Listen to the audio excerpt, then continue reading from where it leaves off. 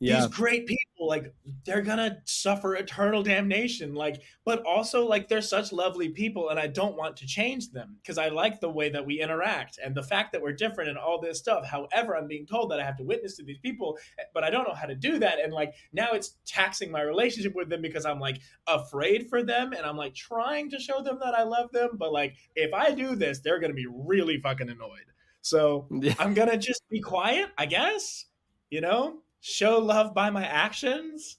And they'll be like, And why is he let so them good? go to hell. Because he's a Christian. And it's like, no, it's usually not people's first thought. It's like, why is he good? He's just a nice guy. I don't know.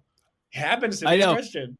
Because you were affected by those people's love, kindness, endearing qualities, and you were never like, I should reconsider my faith. It's always Right, like, exactly. Well, you yeah. are the one who needs to do the reconsidering It's here. sad that they're so wrong. I know, because otherwise they got so much going for them.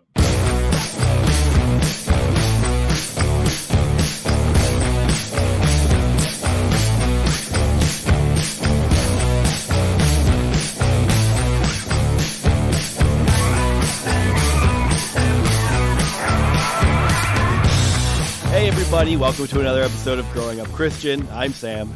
I'm Casey. I'm Jeremiah. And was it last week, Casey? Maybe the week before. Maybe it was the last time we did an intro, so I guess it would have been last week where I talked about my cricket pen getting knocked onto the floor and crickets going everywhere. Yeah, I think it was. Okay. Well, either way, the following week, I was feeding here's another cricket story. I was feeding my bearded dragon, and I was putting a cricket into the cage or whatever, and I thought I had picked up two and then dropped one, but then I only had one in like the forceps, so I was like, oh, I guess, I don't know. I looked around, I didn't see it.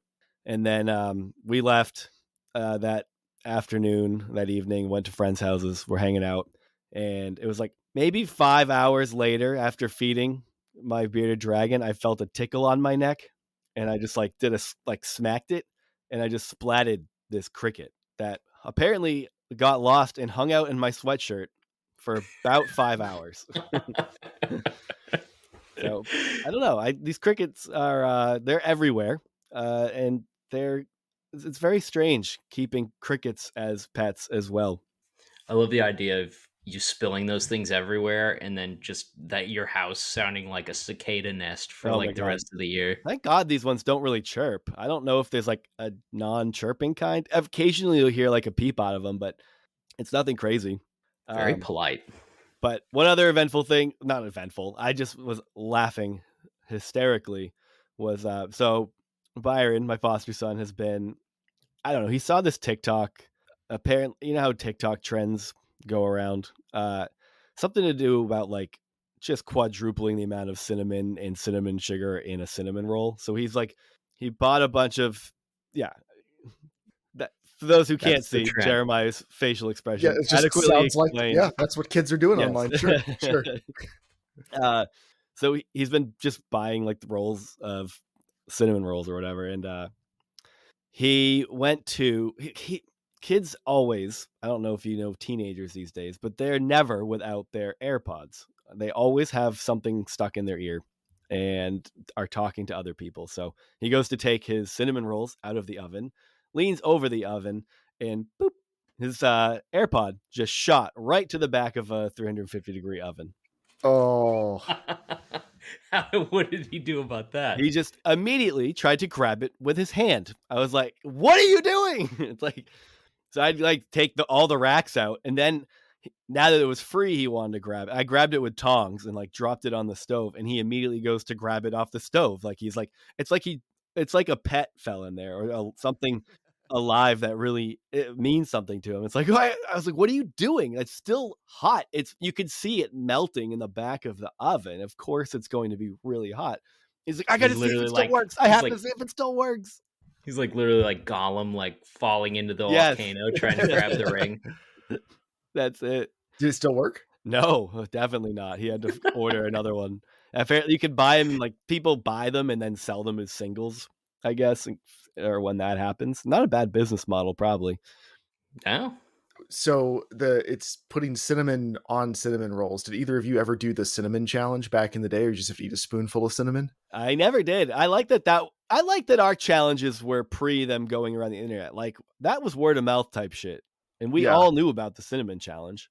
Oh, that I was did it. certainly in the internet age. That was like Yeah. what everybody posted videos of that. Yeah, it was the MySpace era. I did it, but we didn't have cinnamon, so me and a couple friends used carob powder. Are you familiar with carob powder? No. It's like a vegan alternative to chocolate, and it's much terrible. finer. It's really really fine though. So you put a spoonful of it in your mouth, and like my mouth quit working. It was so fine and so dry. I felt like I couldn't open my mouth to like chew it or swallow it. I had to wait while my body like made enough saliva to slowly like get it into something I could swallow down my throat, and I felt like I couldn't breathe for almost a minute. Yeah. We made video of this. My friends and I, we like, one of those dumb, right on the cusp of let's upload this and put this on the internet before realizing that there's real consequences for that. We spent one afternoon doing stupid stuff around the house. Like we made napalm and burned it in the driveway, like homemade napalm, burned it in the driveway. We got my friend to eat a couple bites of a mushroom we found in the woods that we didn't know anything about. Christ, I know, man. I know. You almost had manslaughter charges brought against. I mean, God, it gets worse. Damn. We made a flamethrower out of an air compressor and a piece of PVC pipe. We'd fill it with gas, light the top, and then blow the quick release on the air compressor to blow the flame out the end. This is some like homeschool kid super shit, dangerous. Oh, incredibly dangerous. But yeah, part of that was we do the cinnamon challenge at the end of the day. We did like a shot of Tabasco and then the cinnamon thing. And then I think my dad in the video comes downstairs while three of us are just hacking and gagging over the sink. And you can tell he's just like, what is this stupidity? But we uploaded it and put it on MySpace. And then somebody ratted us out, like somebody at youth group or whatever ratted us out to my parents, and we all got in so much trouble. Yeah, that was like the first and last time I was like, yeah, film yourself doing something dumb and put it on the internet. Yeah, the flamethrower, that one got them really eating the mushroom. That was like, boys will be boys, glad you're not dead. But making napalm in the driveway and doing the flamethrower, they were like, yeah, no, you're not responsible enough to have stuff right now. Arguably eating a mushroom you know nothing about is more dangerous than making a flamethrower. It is, but at least it would only kill one person. Right. I think it was more of like if you're dumb enough to go eat a bite out of a mushroom, what are we supposed to do? Yeah, but then you deserve to die by flamethrower also. So right, but like playing with a flamethrower on my parents' property by their house that they paid for, they felt a little differently about that. Gotcha. So it's not so much everyone dying as it is that their house getting burned down. So I'm on the same page. And everybody dying. Yeah, like those two things combined. Again, yeah, one guy eats a mushroom. Okay, there's dumb people. They get culled from the herd. Making a flamethrower and burning the house down, You could have hurt your sister, Jeremiah. But yeah, so anyway, the cinnamon challenge, it really sucks. I definitely, at like the ages we all are now, I wouldn't do it. There was a myth about the cinnamon challenge that you could die doing it because you would inhale too much cinnamon. Did you guys? I felt like I was going to die. Hear that? I never knew if that was true when I was a kid. Seems like it could happen. It felt like you could drown on cinnamon, I suppose. Like, what's the lethal dose of cinnamon? Yeah, everything's got a lethal dose. When it comes to putting it in your lungs, there's definitely a lethal dose for everything. Yeah, I was literally looking at a website about how much aspirin was too much aspirin, and yeah, aspirin poisoning's a thing. How high is that limit though? Is it higher than you thought or lower?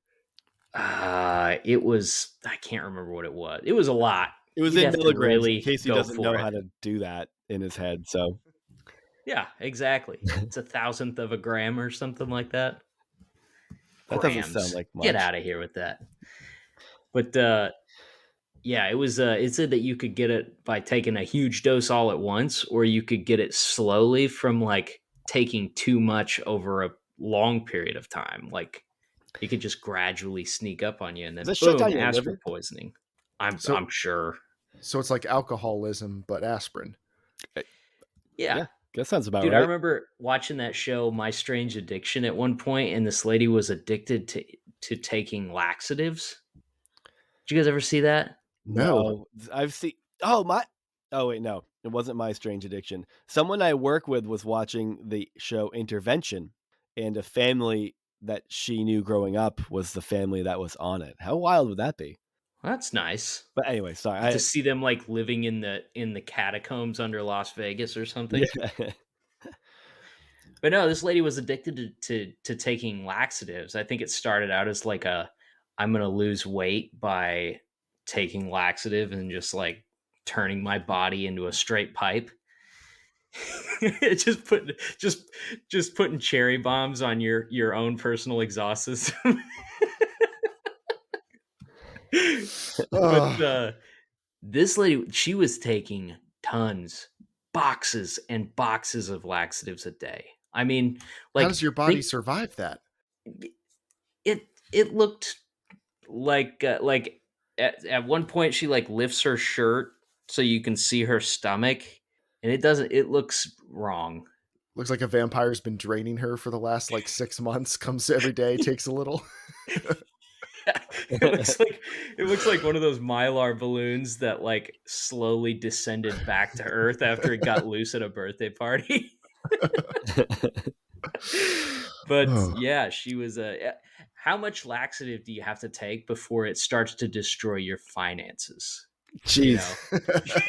That's a lot. I don't know how much laxative costs, but I imagine it would still require, like, it's probably cheaper than I think, to be honest, which means if your finances are ruined by it, that's how do you have liquid left in your body? It doesn't even really make your body probably builds up a tolerance, right? Where it takes a lot more laxative to get you clean than it used to. I think so. I don't think this was working the way that she thought it was, but it was it was a obsessive compulsive thing, I think. Yeah, that's sad. Real sad. Hope she's doing all right. She's holding them in now. Yeah. Now, Casey, you had an eventful week. Didn't you lose your entire fortune in crypto? Yeah. Speaking of, let's shift and talk about financial laxatives. Yeah. So this one doesn't necessarily affect me directly, but I sent like a bunch of frantic texts to Sam earlier in the week about the FTX scandal.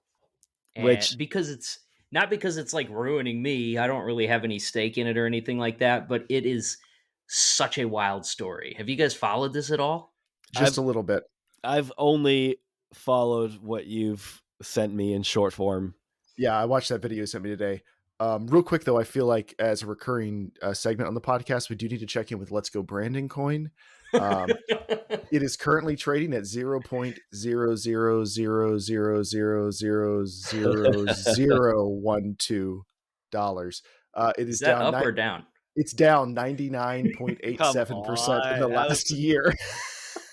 It's just still going down. That means some people still have money tied up in this. You could technically always you could always keep carving a fraction of a billionth of a penny up, You know what that tells me? Liberty is dead and this country deserves to burn. That's probably true. But FTX. Yeah, okay. So the Freedom Coin.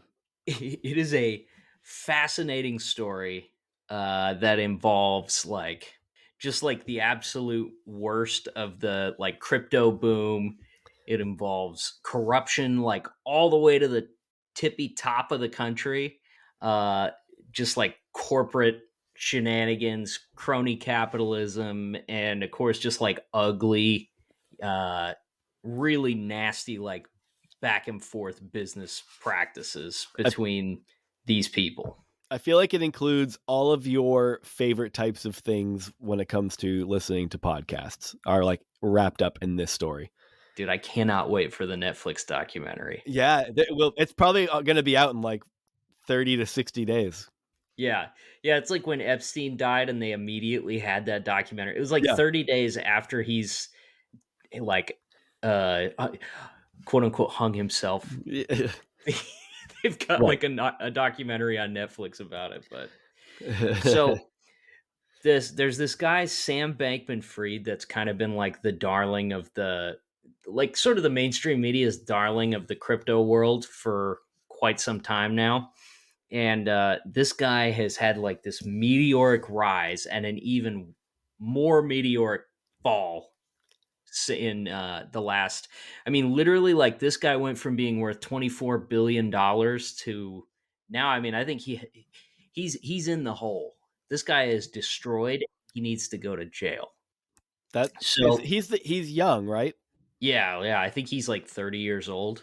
Oh my god. So Man, what are we fucking doing wrong, wild. guys? We haven't had our first Ponzi scheme go belly up. Like, are we even trying to make it in America? We're not. Well, none we're of not our trying hard parents are enough. lobbyists. That's what we did wrong first. Yeah. You know? Born into the wrong family is typically why you aren't successful. So I guess, we're par for the course so far.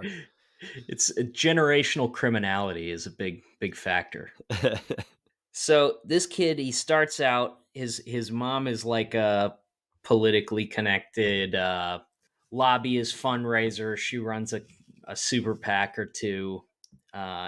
His dad is like tied into I forget exactly, but this kid starts out at this basically like an investment firm called Jane Street Capital.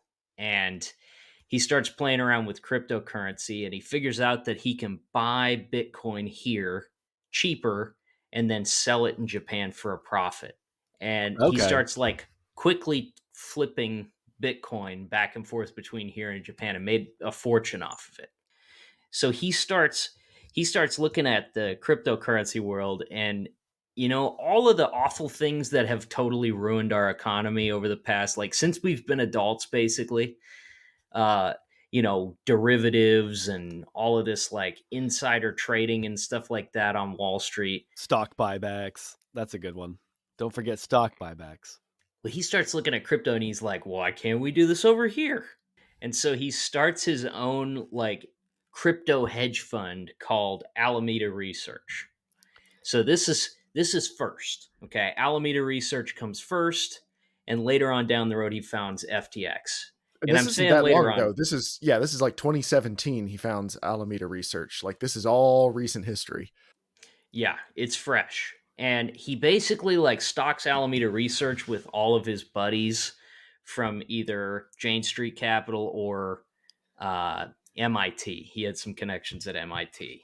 One of which is this very strange girl named Caroline Ellison. And she's weird. She's very strange. Is this the person that you sent me a video of doing an interview? Yes. Okay.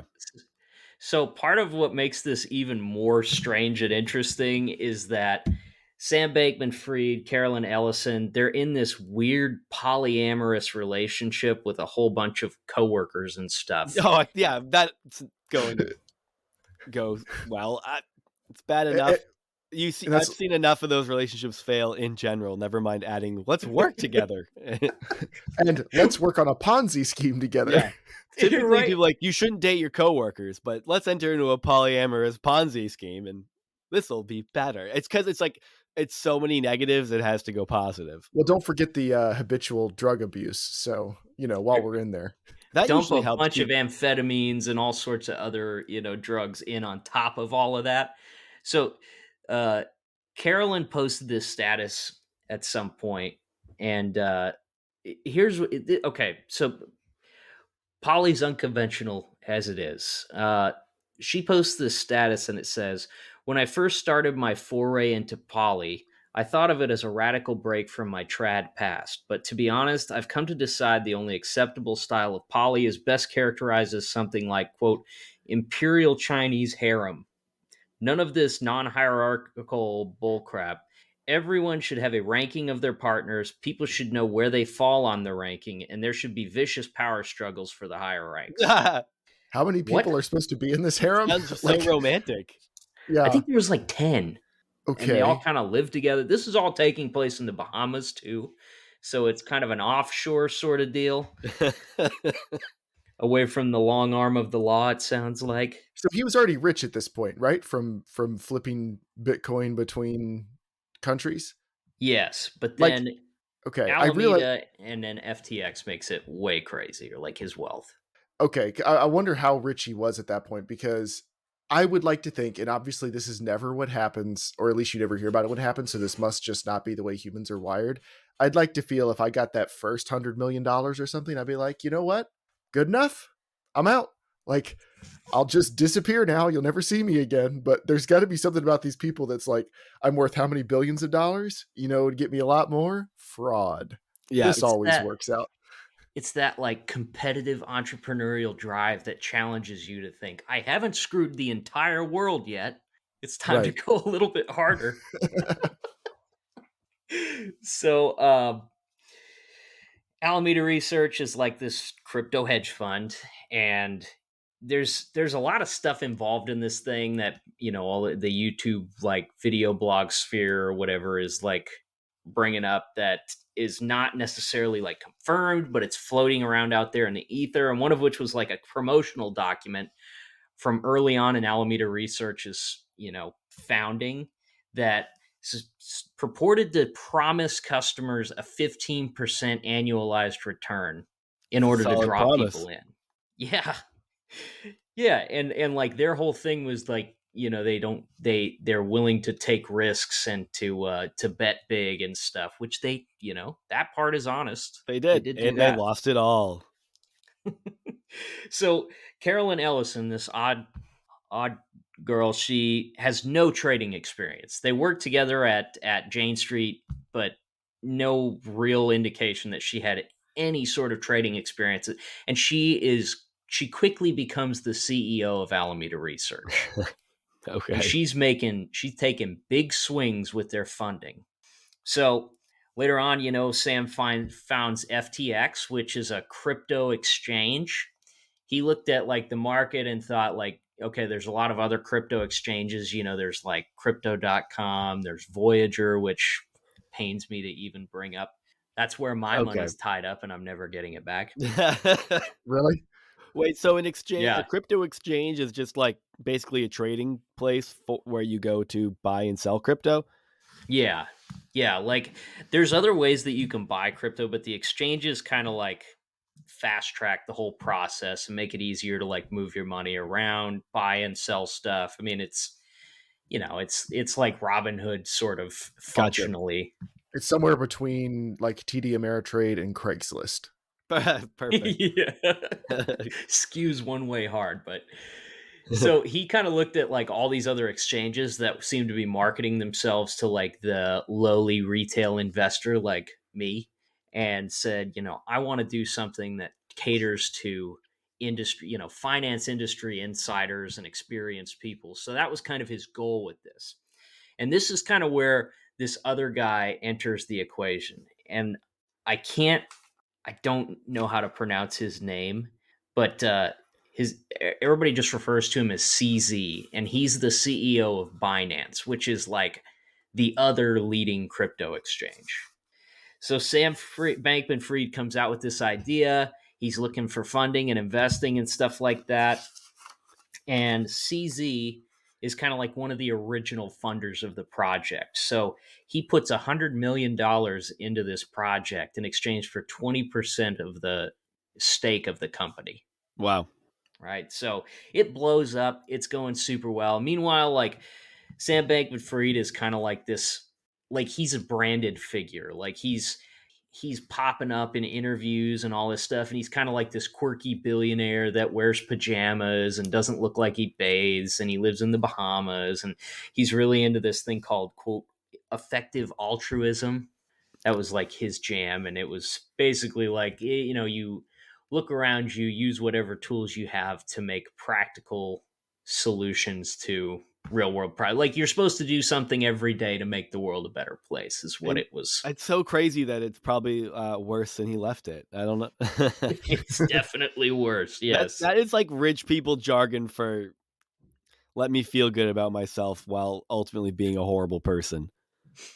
Right. And he was like he promoted this idea about himself. Like one of the things they said is like he people made a big deal out of the fact that he drove a Toyota rather than like some really expensive car. So it was like a marketing campaign for him. He drives a Toyota, but meanwhile he has a $30 million mansion in the Bahamas that he lives in. Yeah. It's a joke. Yeah, of course. So this thing just grows and it gets bigger and bigger, and he starts putting tons and tons of money into political and lobbying efforts. And this is where this is going to get like real wild on the conspiracy theory front. I mean, not for bad reasons, but just like, for instance, he So he's the second largest Democratic donor behind George Soros. Okay. Soros' name is one of those, like, does it pop up in every single conspiracy or just most of them? At some point, yes. He hits Most the of them. triumvirate of like left-leaning, Jewish, rich. Like he's checking all the boxes. You can make him work for anything. Yeah. Yeah, he's kind of like the man. What's the old school conspiracy theory family that everything comes down to? Oh, the Rockefellers, like one of those Yeah, things. Yeah. he's the TikTok to the Rockefellers, like MySpace. Okay. So he's throwing around tons of money. He donated $5 million to the Biden campaign in 2020. It's not a small sum. He's donated $50 million to various like Democratic politicians in the lead up to the 2022 midterms, which just happened. Okay. But what you have to remember too is that like this is not a principled thing. And I think what shows that more than anything is like there's a guy named Ryan Salame who's the co-CEO of the company, not as much of a public figure.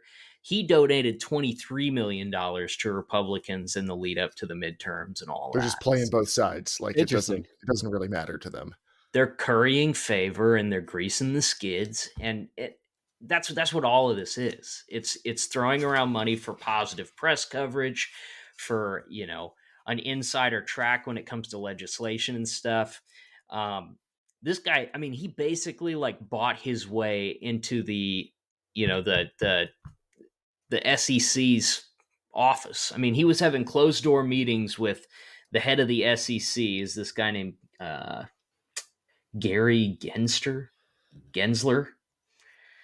But basically, like, he was kind of publicly making himself out to be like, I'm the principled billionaire that's going to make crypto, work for everybody and it's going to change people's lives. And so he was like lobbying for legislation to regulate the crypto markets. He wanted like a licensing system for crypto exchanges, which, would have made like it would have hurt a lot of the other competitors except for FTX. So How No would it not surprise. have hurt him? Just because he probably would have been first in line for a license with all of his funding? Like how would he have escaped? Because it sounds like he was. I mean, we're about to find out why they lost their money. It sounds like there was some nefarious shit going on. So how would they have not been affected by a regulated market or a licensing type of solution to their lack of regulation?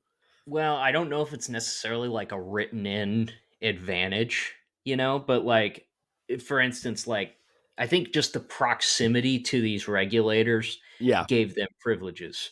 Like, there's like a leaked email supposedly between him and someone at the SEC, and they said that they were going to give him like a no action relief. Look, I can't tell you exactly what that means, but basically it's like, we Sounds recognize that things don't add up about what you're doing, but we're going to take no action at this time. Oh, convenient. So it's just, I think a lot of it comes down to like proximity. Like, you're in these people's office and you have like relationships with them, and that affects how they view your criminality. Yeah, right. Well, he's a So, nice guy. oh, he's the best. He's an effective altruist, He's and like, what's crazy about this is like, you start Googling Sam Bankman-Fried or FTX, like, you're looking for the current articles and stuff like that about the crisis, and you can't help but just continually come across like puff pieces about the guy from like literally 3 months ago. I mean, he's like on the cover of Fortune magazine. He's on the cover of Forbes. Like they were literally like blowing this dude. I mean, 30 days ago, and meanwhile he's like 2 weeks away from losing his entire fortune and being exposed as a fraud, and they're still covering for this guy big time. Well, because they So, look like asshats if they're like in bed with that kind of nonsense. yeah, and I think his money is still buying him. It's still currying favor in the media as well. But FTX grows enormous. At one point, they were averaging like $10 billion a day in trade volume between like 1 million users. So it was this. I think it was the the biggest or the second biggest crypto exchange at its peak. Like crypto, the market kind of starts to deteriorate and stuff. Some of these other crypto firms start to, show signs of stress, or they're going through bankruptcy and whatever. And he tried to be like the white knight of the crypto industry and like go in and offer bailouts to these other firms in exchange. Like he could buy the crypto off their books at really cheap rates and What a still guy. look like he's saving the company and all that. And, one of the things that's a key factor in this is FTX had a native token that's like an exchange token, which a lot of these exchanges have. It's kind of like their internal crypto. Like crypto.com is a big one around here. They have like stadiums and stuff like that, right? They have CRO. That's their native token. And there's like perks that come with holding CRO if you're using crypto.com. Yep. Same thing for FTX. I was trying to think of like how it would work, how it like what makes sense as a comparison. And it's almost like, back in the day, like the mining towns would have like a company store. Mhm. And they would issue people's checks in company store currency, which was kind of worthless, but you could Okay. use Yeah. it at the store, right? Think about that as almost like these exchange tokens are kind of, to me, it seems like they're kind of like a voluntary system of that. Well, Like, is it like issuing stock options to somebody when they join your startup? I mean, I think in it's not some cases, yeah. necessarily, yeah. So it's not necessarily sketchy, other than like it's based on crypto, which is 95% sketchy. Right. It's not bad in theory, but it's not backed up by anything. And like, maybe you get perks and price breaks and, exchange fees are lower and stuff like that while you're using FTX if you're holding a bunch of FTT, which is the native token, right? Mhm. But like you have to trade your Bitcoin or Ethereum for that FTT. Yeah. And, if the value of FTT falls apart, like it's about to in like 30 seconds, you're out of luck. I mean, you're left holding the bag on this thing.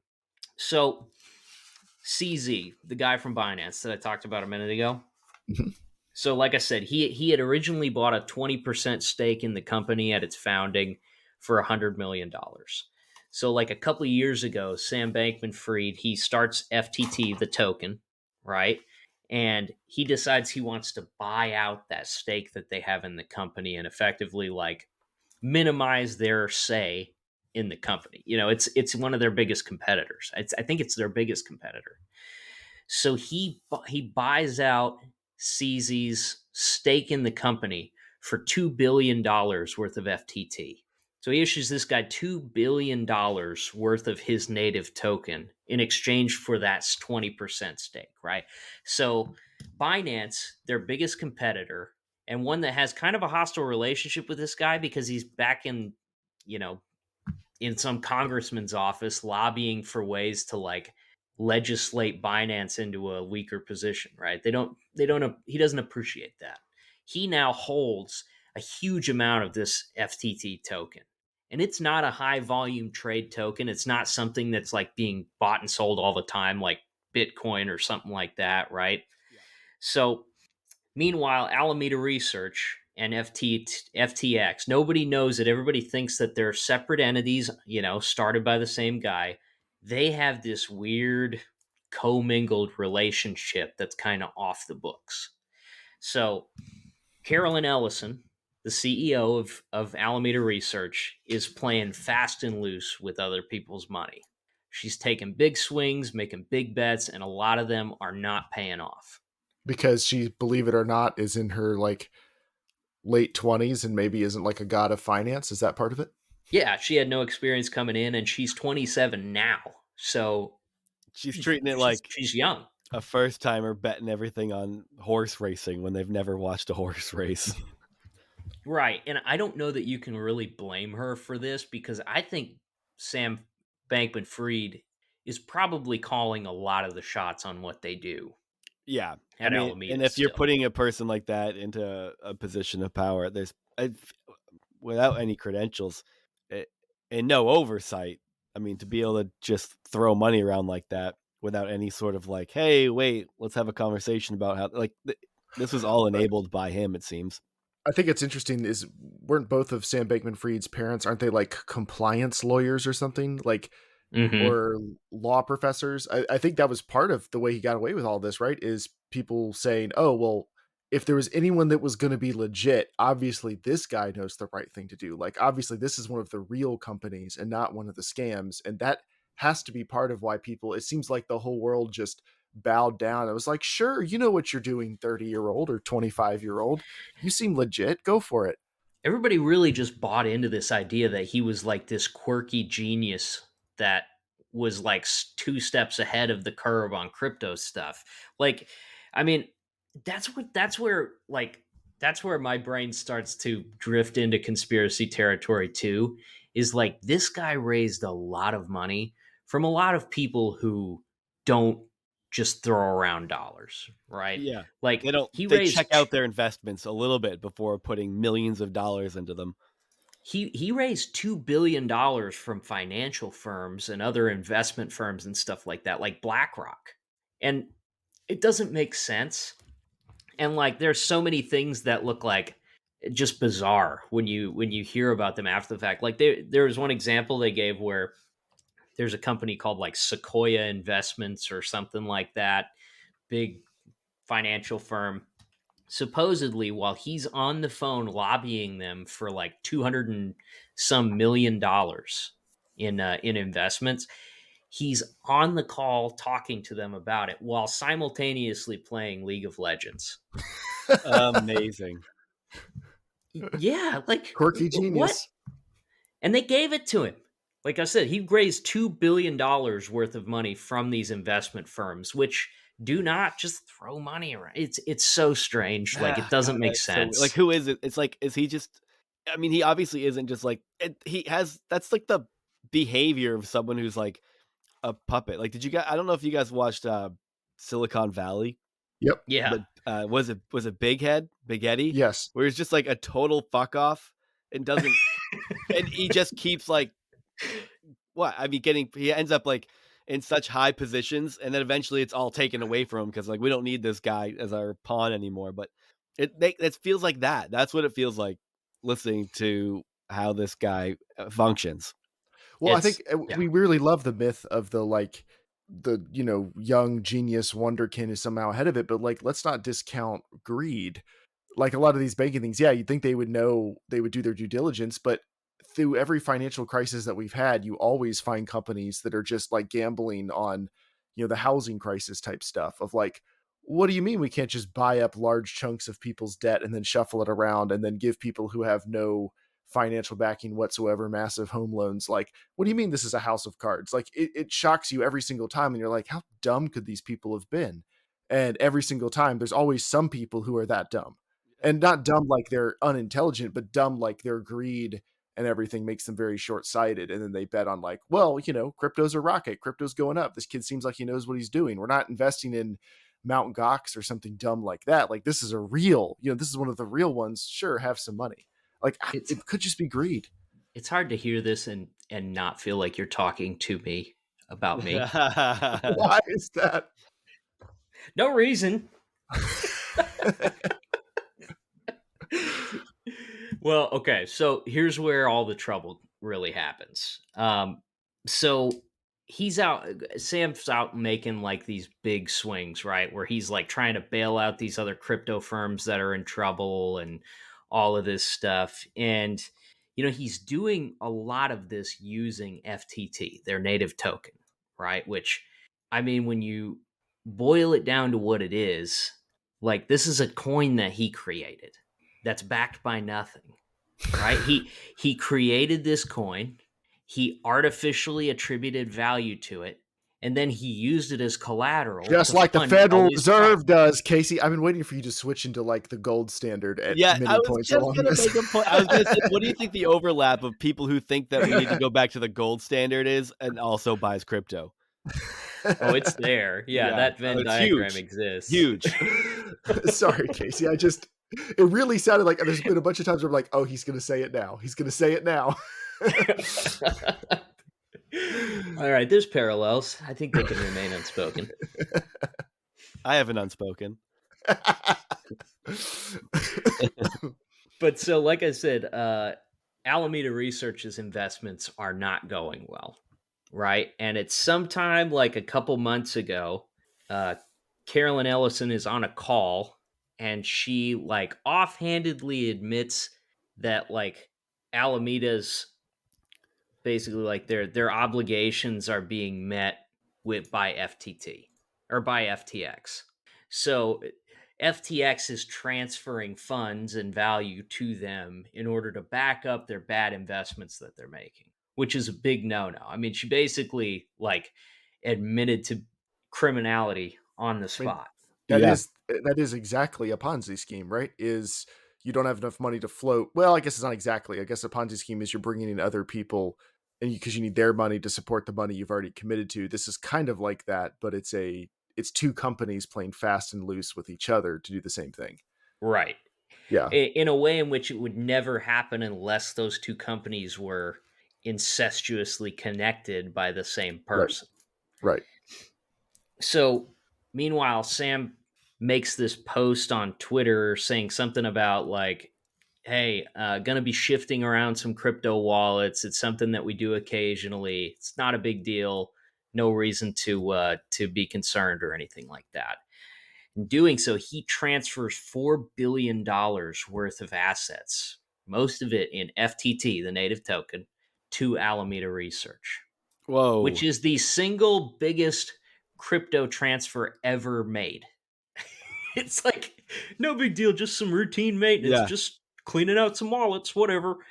So people start looking at Alameda's like records and stuff, and they have a huge amount of FTT on their balance sheet, which red flags start going off left and right.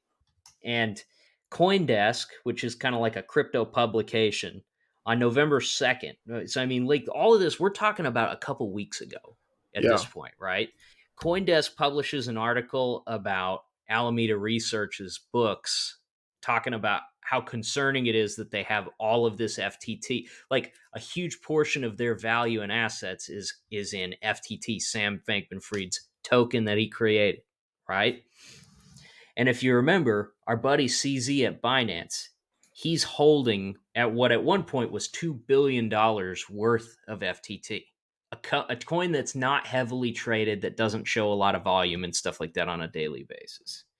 So while the murmurs and stuff are going around about this, and Sam Bankman-Fried and Carolyn Ellison are online on Twitter being like, no big deal, everything's fine, all good, nothing to worry about, it's all good. CZ tweets out that Binance was going to liquidate all of their holdings in FTT. Oh my God. Like single-handedly Frenzy. like lit a match and set the company on fire in one shot. Because like basically that's saying like start the run on the bank now. Like that's Which what is that means. what happened. That is exactly what it means and what happened. So people start freaking out and they start trying to like pull their money out of FTX, and they do not have the assets to back it up because they've slowly let Alameda like siphon off all of their assets and value. They've been lending customer deposits to Alameda so that they can back up their bad trades. Ponzi scheme. It's a Ponzi scheme. And Jesus what's hilarious Christ. is there's an interview that Sam Bankman-Fried did on like some finance podcast like over the summer. It was in like June or July or something like that, where he's trying to explain to this old head finance guy like the way that crypto works and stuff like that, and basically just flat out describes a Ponzi scheme. And the guy calls him out on it. And he goes, I'm kind of a cynical guy.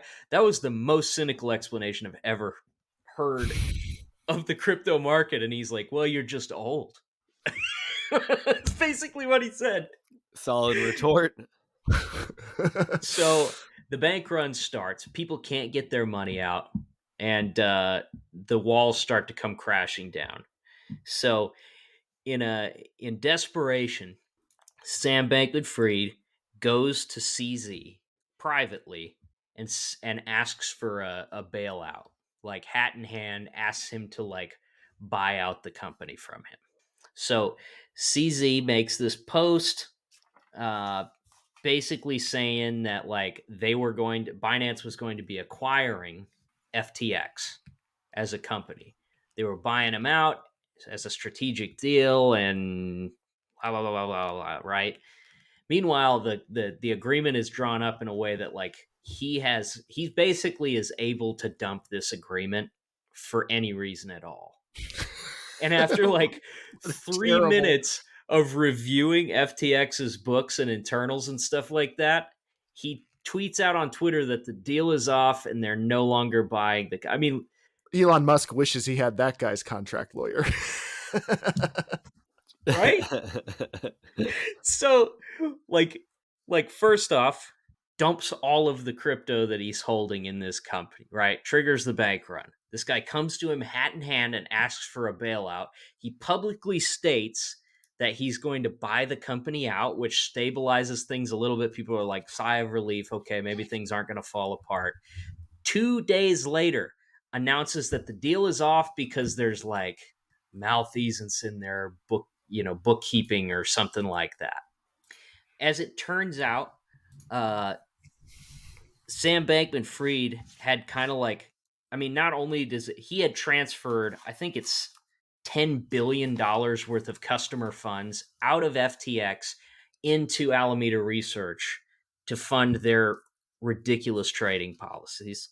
And he basically had a backdoor engineered into the whole thing where he could like change the company's financial records and stuff at will. Wow. So all this starts to fall apart. A handful of shadowy figures are able to pull their, billions of dollars in money out of the company. Nobody knows where that went yet. It's just out there in the ether. And meanwhile, the company also supposedly gets hacked. And another huge group of customers lose all of their holdings and stuff. I mean, it's a mess.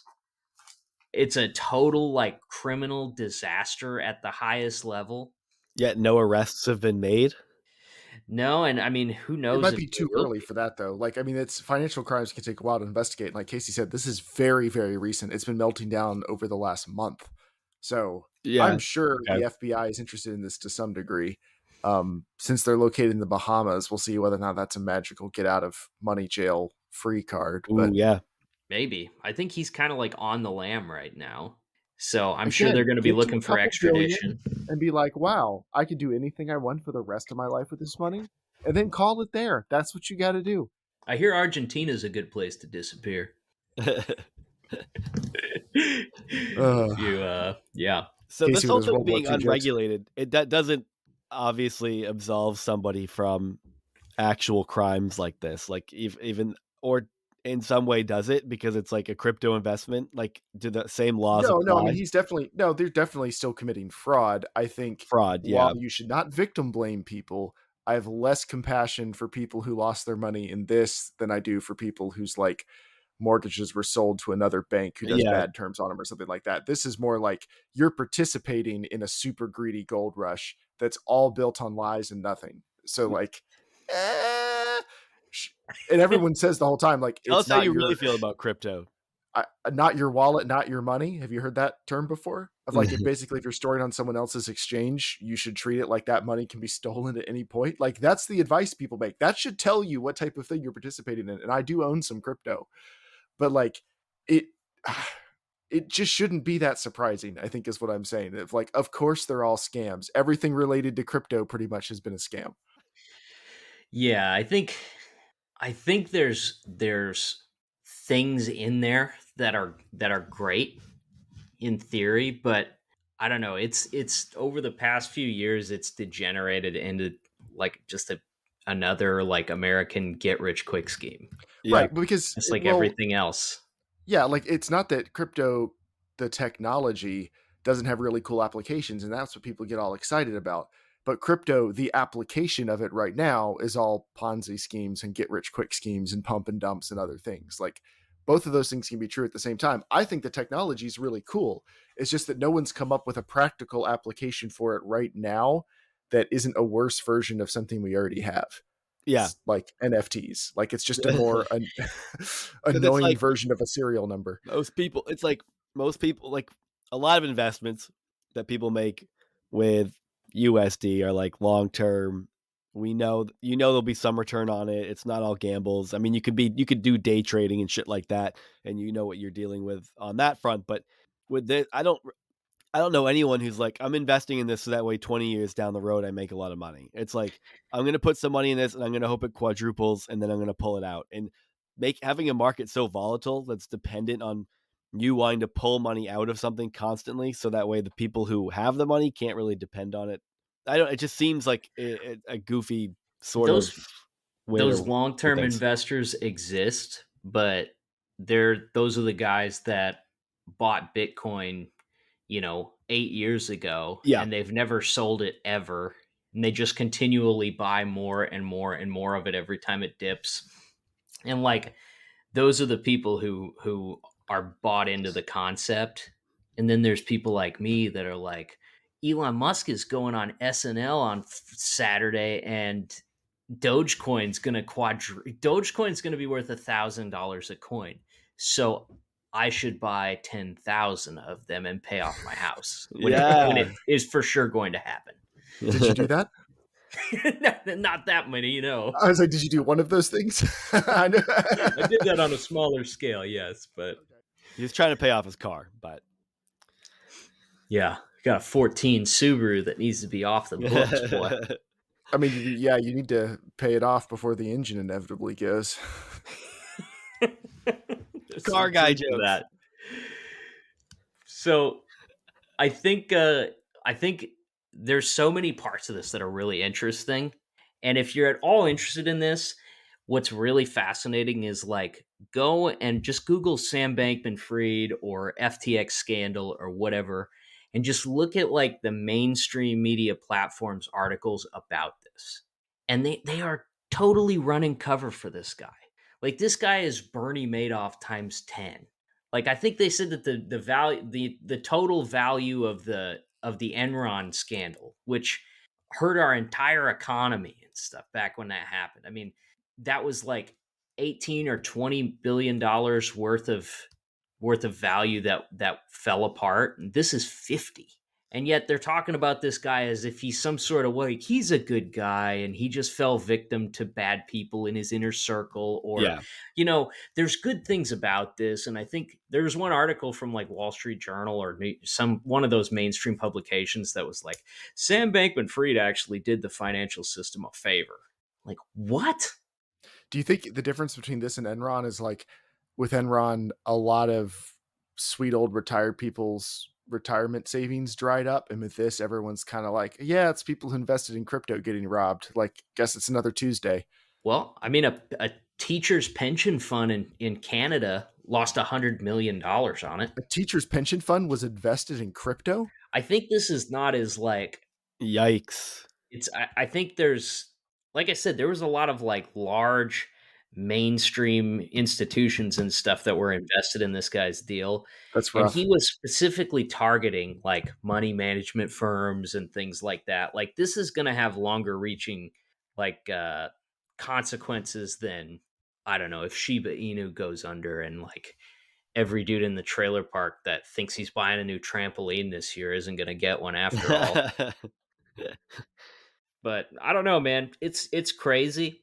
And I think it like really lays bare how broken like our media and our political system and stuff is. I mean, literally, I mean, it's not like it's news to anyone, but enough money and you can just buy your way into the upper echelon of the government and start like co-sponsoring legislation. I mean, this kid did it. He was nobody 5 years ago, and he was in closed door meetings with the chairman of the SEC. Yeah, there's also like an element of fake it till you make it, I think, because he obviously like has enough charm and everything that people perceive him as being legitimate too. Like part of it is the money for sure, but I think part of it's probably also the like catch me if you can-ness, like the showmanship of like, why can't I? Why can't I just like give a bunch of donations to both sides of the political aisle, him and his friends, and then just get myself inserted into legislation at the age of 30? Like, who's going to tell me no? And that is kind of, I mean, in some good ways, that's how the system works, but also in these very obviously horrible ways, it's really easy to manipulate. But like, I don't know. I'll give props to him for that. Like that one tiny piece of it is the hubris. Like if only that could have been applied towards something helpful. I don't know. But I know what you're thinking. Like people listening to this probably thinking like, I mean, I could see how he'd get sucked up into it. You know, the casual drug use and his polyamorous group of people fighting out their power struggles, partying in the Bahamas. Go Google these people. Like they look like a bunch of dorks. I'm sorry. Like They do. Like also you look at them and you're like, did he wear his hair like that when he was meeting with members of Congress? Like in his weird white boy, unwashed afro looking thing he had going on? Dude, I know Comic-Con people. These are Comic-Con people. I know, exactly. Like, or Ren Fair people. That's would have been my first guess. I mean, heavy overlap, I'm guessing. Yeah, Ellison, like, she definitely looks like she should be wearing, like, a maiden's outfit eating a giant turkey leg, like, at a Ren Fair. Like, that just, you see it in her face. Yeah. Dude, then if you hear an interview with her, like, I can't remember if that video that I sent you had an interview with a clip of her in it, but, like, she sounds exactly what you'd expect. Like, she's got this, like, very flighty, very flighty. She's like, I don't actually need to use math much in my position. You know, like I could have just skipped my math degree to do what I do now. And meanwhile, she's losing billions. Yeah. It's like when a horse girl inherits the CEO-ship of a finance company.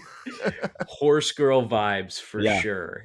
And Sam has like serious like League of Legends enthusiast vibes. So I think what we're saying is we're all jealous that we didn't get in on this sooner. It seems like there was a lot of money to be made here. Dude, I'm just always looking for the right scam. Ideally, it'd be a scam how I ended up here, where only bad people lost money, right? Like obviously, that's the type of scam you're looking for, you know. Yeah, whatever. Yeah, he's just trying to get his bag. That's all. Cases like that is what I'll tell myself. Yeah, so there's no God, and we're all gonna be dirt someday. So, okay, that's hold your wallet close because I'm coming for it. Casey has deconstructed to nihilism. That is one step along the path to enlightenment. Oh boy. Well, should we introduce our guest for the week? Yeah, our guest is singer, songwriter Ian McConnell. He is a Nashville-based musician, and I found him actually just on TikTok. And he had this song called Important, and it was clearly pulling from some themes of like growing up religious. And I mean, the point of the song is pretty much life doesn't have a meaning, and we're not that important, and that's also great. So he had, I heard that and I was like, I gotta get in touch with this guy because I feel like he's got a story there. And he was so, would you say he's the most positive guest we've had on the podcast, Casey? Maybe so. He's like ranks up there with Bianca. Yeah, he's yeah. So obviously, I was correct. He grew up Christian, and we talked to him, and despite his like shift out of it, is just, I don't know, a total force for complete and total positivity.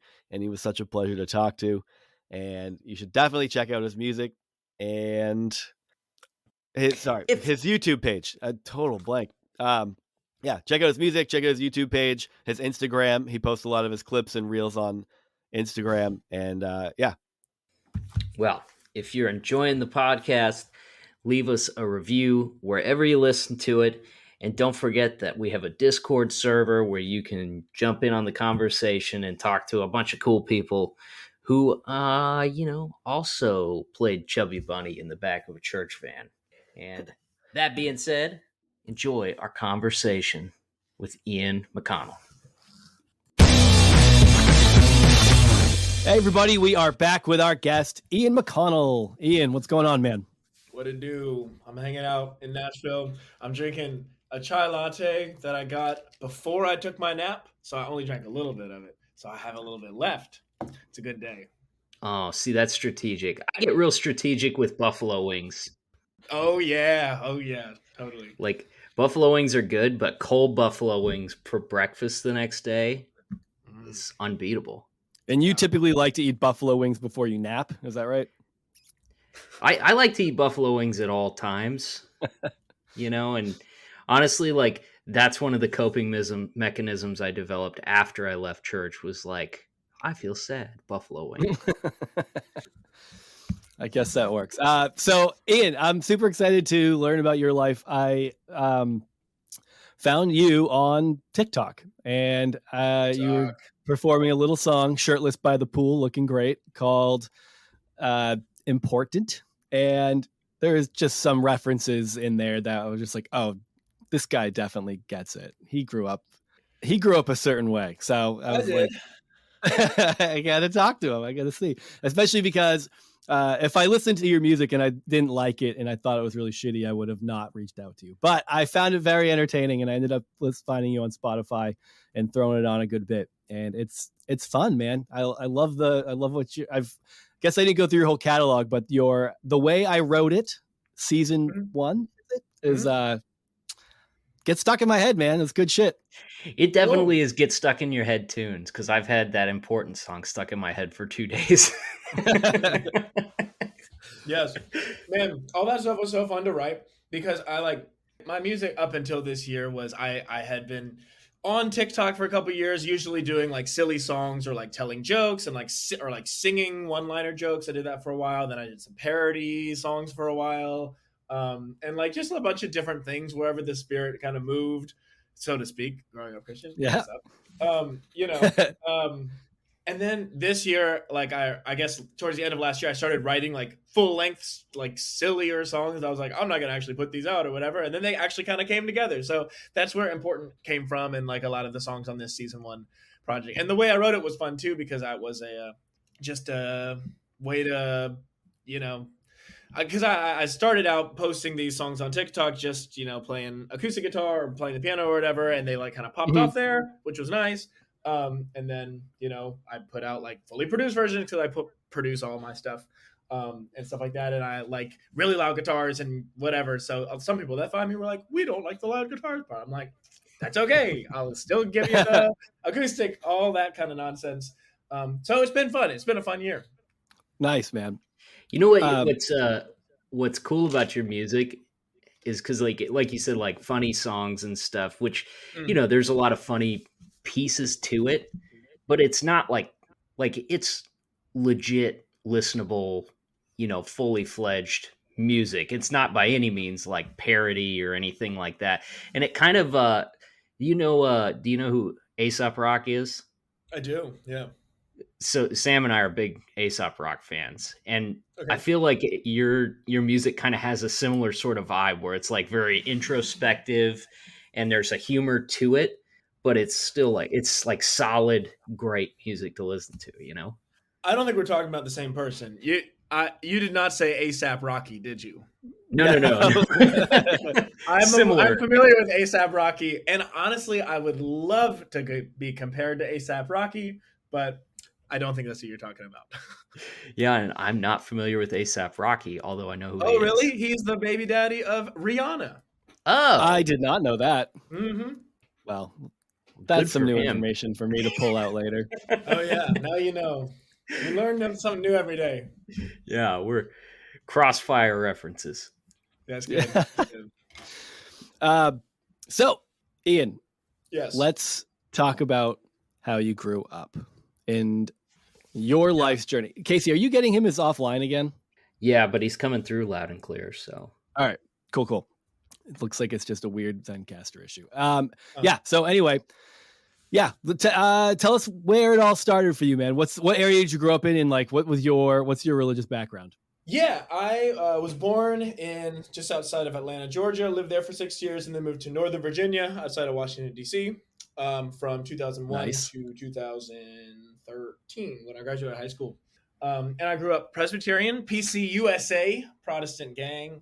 It was good, man. I'm not going to lie. I loved church. It was the best. I felt like I really belonged there. It made me, I don't know. It gave me a sense of identity of like, I am a Christian. I am, this kind of stuff. And I honestly am pretty glad that I grew up that way. it's just kind of in my adulthood where I'm like, all right, so there's like just some habits that were formed, especially around like things that are shameful and sinful and whatever. That's just like, all right, maybe we don't have to beat ourselves up so much about this. And also just like, talking about the my song Important, just the kind of logic of the whole thing and the kind of like, I see, like religion is really cool. It like serves a really important purpose. However, to me, it appears that you know, it's still just stories, and that's awesome. But Yeah, man. I'm preaching to the choir here, so to speak. No, it's funny because we talk similarly about our time in church, dude. Like it was, yeah. Like there are plenty of people who had some bad experiences for sure, and we've talked to a number of them, but our personal experiences were just like, this is fine. Like I felt super like connected to it, so I totally hear what you're saying. Yeah, I feel that way also. The one place that I never felt really connected was I was making music all through, just growing up and everything. And like, I loved like hymns and that kind of, and like, traditional church music and stuff like that. But I could never get into the worship music or like the contemporary Christian kind of scene. Like to me, it just like, I was like, this doesn't make sense. Like, why aren't these songs better than they are? Like you got all these resources to make great songs, and yet they're not fire. Like, got me some bangers, like Holy, Holy, Holy is a banger. It is. What were some of the ones that really stuck out as boring? I don't know. I just didn't listen. Anytime I would turn it on, it just like didn't make sense to me. No, I don't mean to hate on the genre or the people who make the genre or whatever. It's just not for me, which makes sense because I'm not the target audience. I'm no longer, it's cool. It's cool, man. It's interesting. I think it's fair to be disparaging towards it. Maybe it's just not the energy that I want to put out into the world. If I don't have to, if other people are enjoying it and it gives them their life meaning or whatever, I'm pretty sure life doesn't have a meaning, and you have to figure out what you want out of life. And so if you found something that makes you feel happy, that is fantastic, because I'm still looking for it. I feel like that's similar to how I felt about church music too, because I remember my church was like very conservative, and we always had to have a mix of like traditional hymns, that came out of the big 40-pound hymnal that was tucked into the back of the pew. And then we had choruses, which were like, they'd project them on the overhead up onto the screen, and we'd all sing that way. Eventually they started, there was a guitar there and stuff, and it wasn't just pianos and organs, but there's some sort of a weird thing going on with like younger people where, people who have left the church over time and who find themselves like distanced from the church that we grew up in, just culturally, like you find a lot of younger people that have migrated back to a form of that, but it's usually like in some sort of a more like traditional structured, orthodox version of church that's more about like, ceremony. And I think that hymns are part of that, where it's like, I'm not going to church to hear like contemporary sounding songs. Like it's not pushing the right buttons for me, but there's something kind of cool about singing like these old, like ballads from the 1800s with 15 verses and, and an organ going on. There's something different about it. Man, the sense of, especially like, in terms of kind of falling away from religion, you lose the ritual of the whole thing of like, every week starts this way, and every Wednesday you go to Bible study or youth group or whatever, and like we sing the same songs and we take the same communion and we pray the same Lord's Prayer and all this stuff. And now I'm like, on Sunday, I'm like, I'm gonna wake up, I don't know what I'm gonna do today, and it's like that every day. You lose track. It's weird when you get that back. So I still go to a church, nice. And it is, well, when I'm around, it's like funny because growing up, it's like you base your entire life and weekend around that. It's like, this is the pinnacle of the week.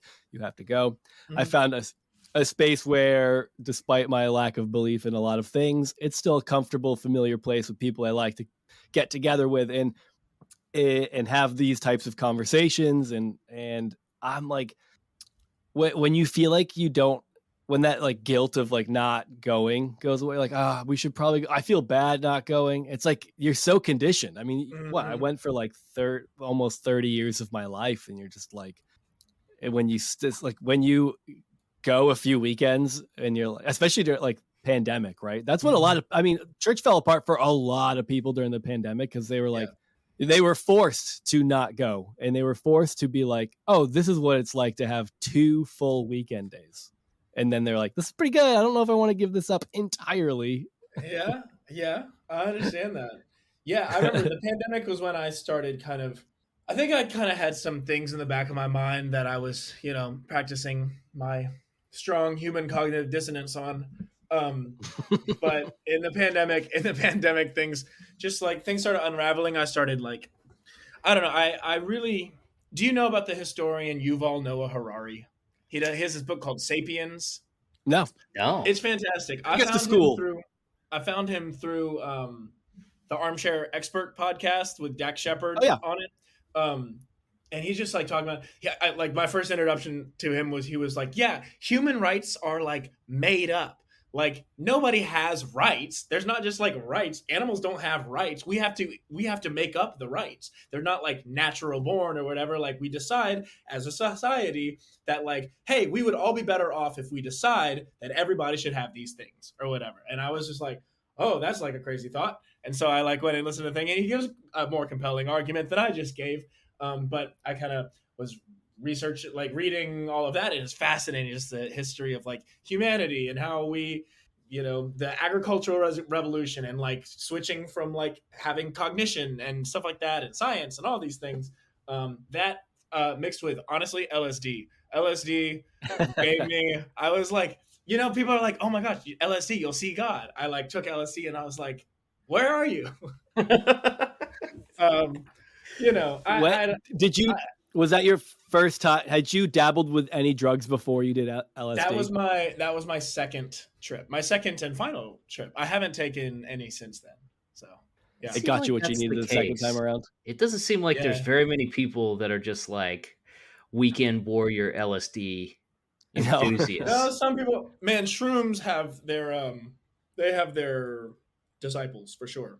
I feel like that's becoming more and more popular in the zeitgeist too. Like, less taboo in the past 5 years, certainly. I think maybe because some of the introductory research has been done on psilocybin has been really shown its benefits in a lot of ways, so people are now more comfortable talking about it, I guess. But that's always funny. I'm a weed smoker. I was like so against it growing up and stuff like that. I found that it's just the way that I prefer to relax over instead of alcohol, mostly. They're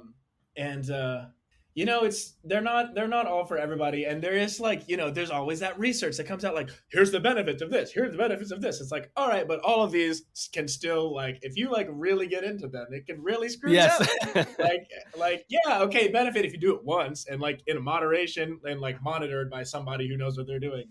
Right. It's like when people are like, what's a DMT? People act like that's in like a rite of passage. It's like, you don't have to do DMT, Yeah. That's Joe Rogan's big thing. Am I right? Yeah. It might be. Yeah. Psychedelics are great as long as like Charles Manson's not your shaman, Right.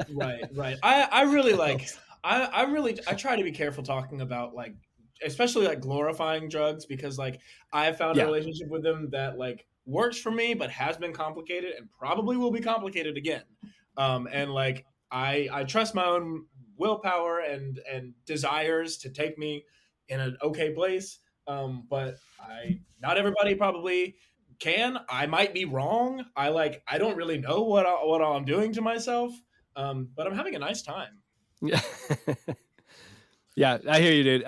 It is also, there's a strangeness that comes to talking about drugs, because there are definitely people you're like, maybe don't. And everyone knew those burnouts too, like in high school and college. It's like, dude, you haven't been to class. You just paid $30,000 to sit in your dorm and smoke weed all day. Like, I don't know if that was but also what's funny is some of those people were like the champions of like this. It's just a plant. It's nothing wrong with it. It's like, yeah, no kidding. But like, look at your choices. Let's talk about choices. Yeah, man. Everybody's on their different. They're on their different journeys. I think we have a short time here, and we can make with it whatever you want to make with it, which is kind of rad. But like, what do you want to make with it? Yeah. So when you were in, what, go ahead, Casey. So like you did LSD. Mhm. What, I mean, how, I guess, is there a way to spell out like how that affected your view of God? Okay, yes. The way that it happened, and this is how I described it to my parents too, because I would have kept this probably to myself for longer, except that I had this song that was going to come out that the internet was going to hear a lot of times, including my parents. But the way that I had it is I was sitting outside and I was just like thinking, I'm a big space person. I like grew up being super into space and astronomy and all this stuff. And I was thinking about like, all right, based on what we know of like the timeline of the universe, and I had just been like watching Cosmos or whatever or reading, I think I read Astrophysics for People in a Hurry by Neil deGrasse Tyson, and just thinking about like the timeline of the universe, 14.5 billion years, like all this stuff. And then I was just like, okay, but if like humans have been around like a couple 100,000 years, like what was God just doing? Like if God's like, okay, this is like, we're waiting on this one species, and like they're going to be above all the other ones. Like, what are you doing for all of that other time? And so like, I really came to the point of just like, there might be a God. I have no idea. How the fuck would I know? However, I don't think that us are like that special. Like we happen to evolve in a certain way and became. So I feel like I kind of have now shifted my religion into like, honestly, I probably like religiously believe in like science-y kind of stuff. I feel like that's kind of becoming more of a thing, especially with the people that I know too, of just like, oh yeah, this is how it is, blah blah blah, and like these are like best guesses. I don't even know how we like know a lot of this stuff, and I probably should do more research. My faith is probably blind faith. I'm probably just doing what I've always done, but at this right now, that seems to be what makes sense. I think my youth pastor would God. probably classify your beliefs as a religion. Yeah, atheism is a religion in and of itself. That's true. Global warming's a religion. Mm-hmm.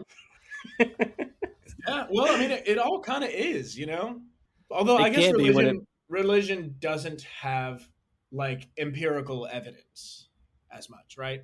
Right. Yeah, I feel like it has to not. Oh, but the ironic thing is that they, it is kind of made out to be as though it does. That's true.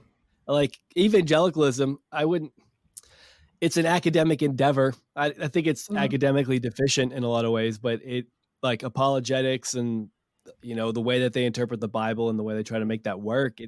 It's a very academic process. I just don't think it's right.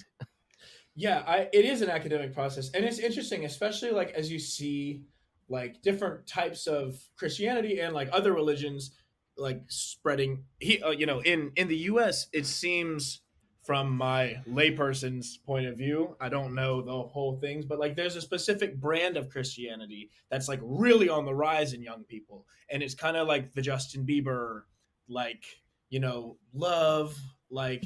But like very, very like it's like TikTok Christianity. Just like, guys, haven't you seen how good God is today or whatever? And then there's like lots of people who are like, yes, I have, and that makes them all very happy, and that's amazing. Do y'all know the comedian Taylor Tomlinson? Oh yeah, of course. Yeah, we like. Okay. Have you seen the bit about like people coming to God as like people coming to like an ex-boyfriend that used to treat you poorly, but now he treats them great? Yeah. Yeah. Man, she's so funny. She is. Yeah. Well, it's weird that there's like a line in there somewhere with any belief system where you're just a person and you can't know everything, and at some point you have to turn over. You have to trust and like turn over your faculties to somebody else who you believe knows more than you about that particular subject. Yeah. Like I'm the king of spouting off facts that I heard in a YouTube video. Like it's a 30-minute YouTube video about Ukraine. I caught like 3 sentences of it, and I can throw them out at the appropriate time, Yeah.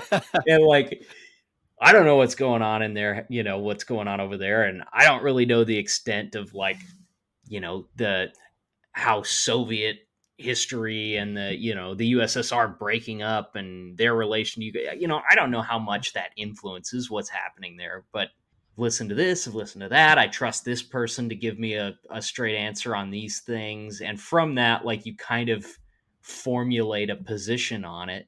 And it's almost like you do that with everything. And the only real sin is just like the arrogance of thinking that it's like the arrogance of projecting more certainty than you actually should and have, Yes. Yeah. Yes. I feel like interesting. You talk about like, YouTube videos from people you trust and stuff like that. I feel like one of the biggest changes in myself that I've noticed since leaving Christianity is like, I used to be a very trusting person and now I really have a hard time trusting people just because like, I feel like all these people that I trusted told me that the world was this way. And then like, I'm looking at the world and it does not fit these rules. Like I feel like I was given a worldview and then shown a limited world that like the worldview works in this limited world. But like if you look at the whole thing, like there's a lot of unexplainable kind of things. And I at first I was like very resentful. I'm like everybody was like malicious. They taught me the wrong thing. Blah blah blah. And then I was like, you know what? No, I mean like somebody taught them the wrong thing or whatever. It doesn't not even the wrong thing, but just like they're just like, okay, this is what I've come to accept as truth. And I'm going to pass this on to you because that's what we do. That's just like how humans have always done it forever. And like now we happen to be in a situation where for the last 15, 20 years, we can find pretty much any information immediately. And like that sets us apart from everybody else in history. Yep. And it's tough to like, when because like in 1980 if you had questions like you go to like your pastor and you ask, but like in 2022 if you have questions you Google it and you find like a billion scholarly essays on the same question. Yeah, the idea that you can't, well, yeah, so going to your pastor, going to whatever authorities you had in your life and having your bubble completely shrunk, like I wonder if I sometimes wonder like if I stayed where I did or whatever, didn't have an inquiring mind, I probably would have just done the same thing, even if I care. Like, because what I think we see, and I think at least what I've experienced, I know Casey's experienced, you can speak for yourself on this, but is going through church, we knew countless people who, like, you would have, there's zero indication that they are like all in on it. They're just like, it's just part of their life. It's something they do. It's part of their vocabulary, certainly, but like, it's not like they're out like trying to witness to their coworkers or protesting an abortion clinic, or like most of the people are very, very regular and aren't interested in it outside of like what it is for them in their immediate context. And they don't think too much about it outside of that. They're just like, I'll go to my 9-to-5 job. I'll do my thing. I go to church on Sundays. I talk to my friends and then that's it. So like it's like not everyone was trying to process it. And some people just don't care enough to think about whether or not it's true. And it sounds a little bit like a dig, but I don't mean it to. Like, you don't have to care about those kind of things. I know what you mean. And if you come from the worldview of like, you know what, this is all stories. This is, these religions are amazing ways for like large numbers of people to work together on a common thing. Like, then like, why does it matter? Why does it matter if you like, oh, but like there's proof against this, there's proof against this, who cares? Like, but I guess people start caring once you're like, okay, now because I believe these things, you cannot act in this certain way, right? That actually has no effect on me, because that at that point it's like, all right, well, now you're not just like living your life to the fullest, you're like living other people's lives to the not fullest. So, yeah, exactly. You know what's funny about it too is like the ironic thing about all of this is like, especially talking about, ritual and ceremony earlier, is like the particular brand of Christianity that I think we all three grew up in really diminished the value and poo-pooed the idea of like ceremony and ritual and stuff like that. Like that was definitely that was what we mocked about Catholics, right? It's like you go to mass and you stand up and you sit down and it's the same thing every week and blah blah blah blah blah. And like Christianity and real, real faith is about a relationship with God, and it's got to be personal, and there's, you have to be personally engaging with it at every stage of the process, Mm. and looking at it from the outside, especially like having the experience that we do with it, where you slowly like fall out of love with the whole thing in some ways. Mm-hmm. There's part of you that looks at the guy who just goes and shakes hands and enjoys his time there and goes home and then, just raises his family. It's part of his community group, and it's a ritual for him in and of itself. Like that's almost best case scenario for most people, right? I envy that because I was so happy. I was so comfortable. I never had to think about hard questions. It's like, oh my gosh, this is freaking me out. Turn to God. Cool. Now it's not freaking me out anymore. Done. Now I'm like, it's freaking me out. Turn to what? Hank Green? Like, I was like, Hank, am I supposed to be scared about this? And usually he's like, a little bit. Yeah. Andrew Tate, what should I think about this? Right. Yeah. We've all got our influencers, I suppose. That's the irony of like other fears coming up or thoughts or concerns that you don't feel like you have anywhere to direct them to, but also wasn't all sunshine and rainbows either when I think of the amount of times I was worried about getting demon possessed or you're right. the rapture happening or something like that too. Like, oh yeah, worrying about. I spent a lot of time. I'm sorry to interrupt. You continue. You're good. No, go ahead. I spent a lot of time worrying about my Jewish friends because, like, I had a lot of Jewish friends, and I grew up in a very diverse area. Like, a lot of my friends, especially in high school, were Indian, and they were either Hindu or Muslim, and I was just like. These great people, like, they're gonna suffer eternal damnation, like, but also like they're such lovely people and I don't want to change them because I like the way that we interact and the fact that we're different and all this stuff. However, I'm being told that I have to witness to these people, but I don't know how to do that, and like now it's taxing my relationship with them because I'm like afraid for them and I'm like trying to show them that I love them, but like if I do this, they're gonna be really fucking annoyed. So I'm gonna just be quiet, I guess, show love by my actions, and they'll be like, why is he so good? And let them go to hell. Because he's a Christian. And it's like, no, it's usually not people's first thought. It's like, why is he good? He's just a nice guy. I don't know. He happens to be a Christian.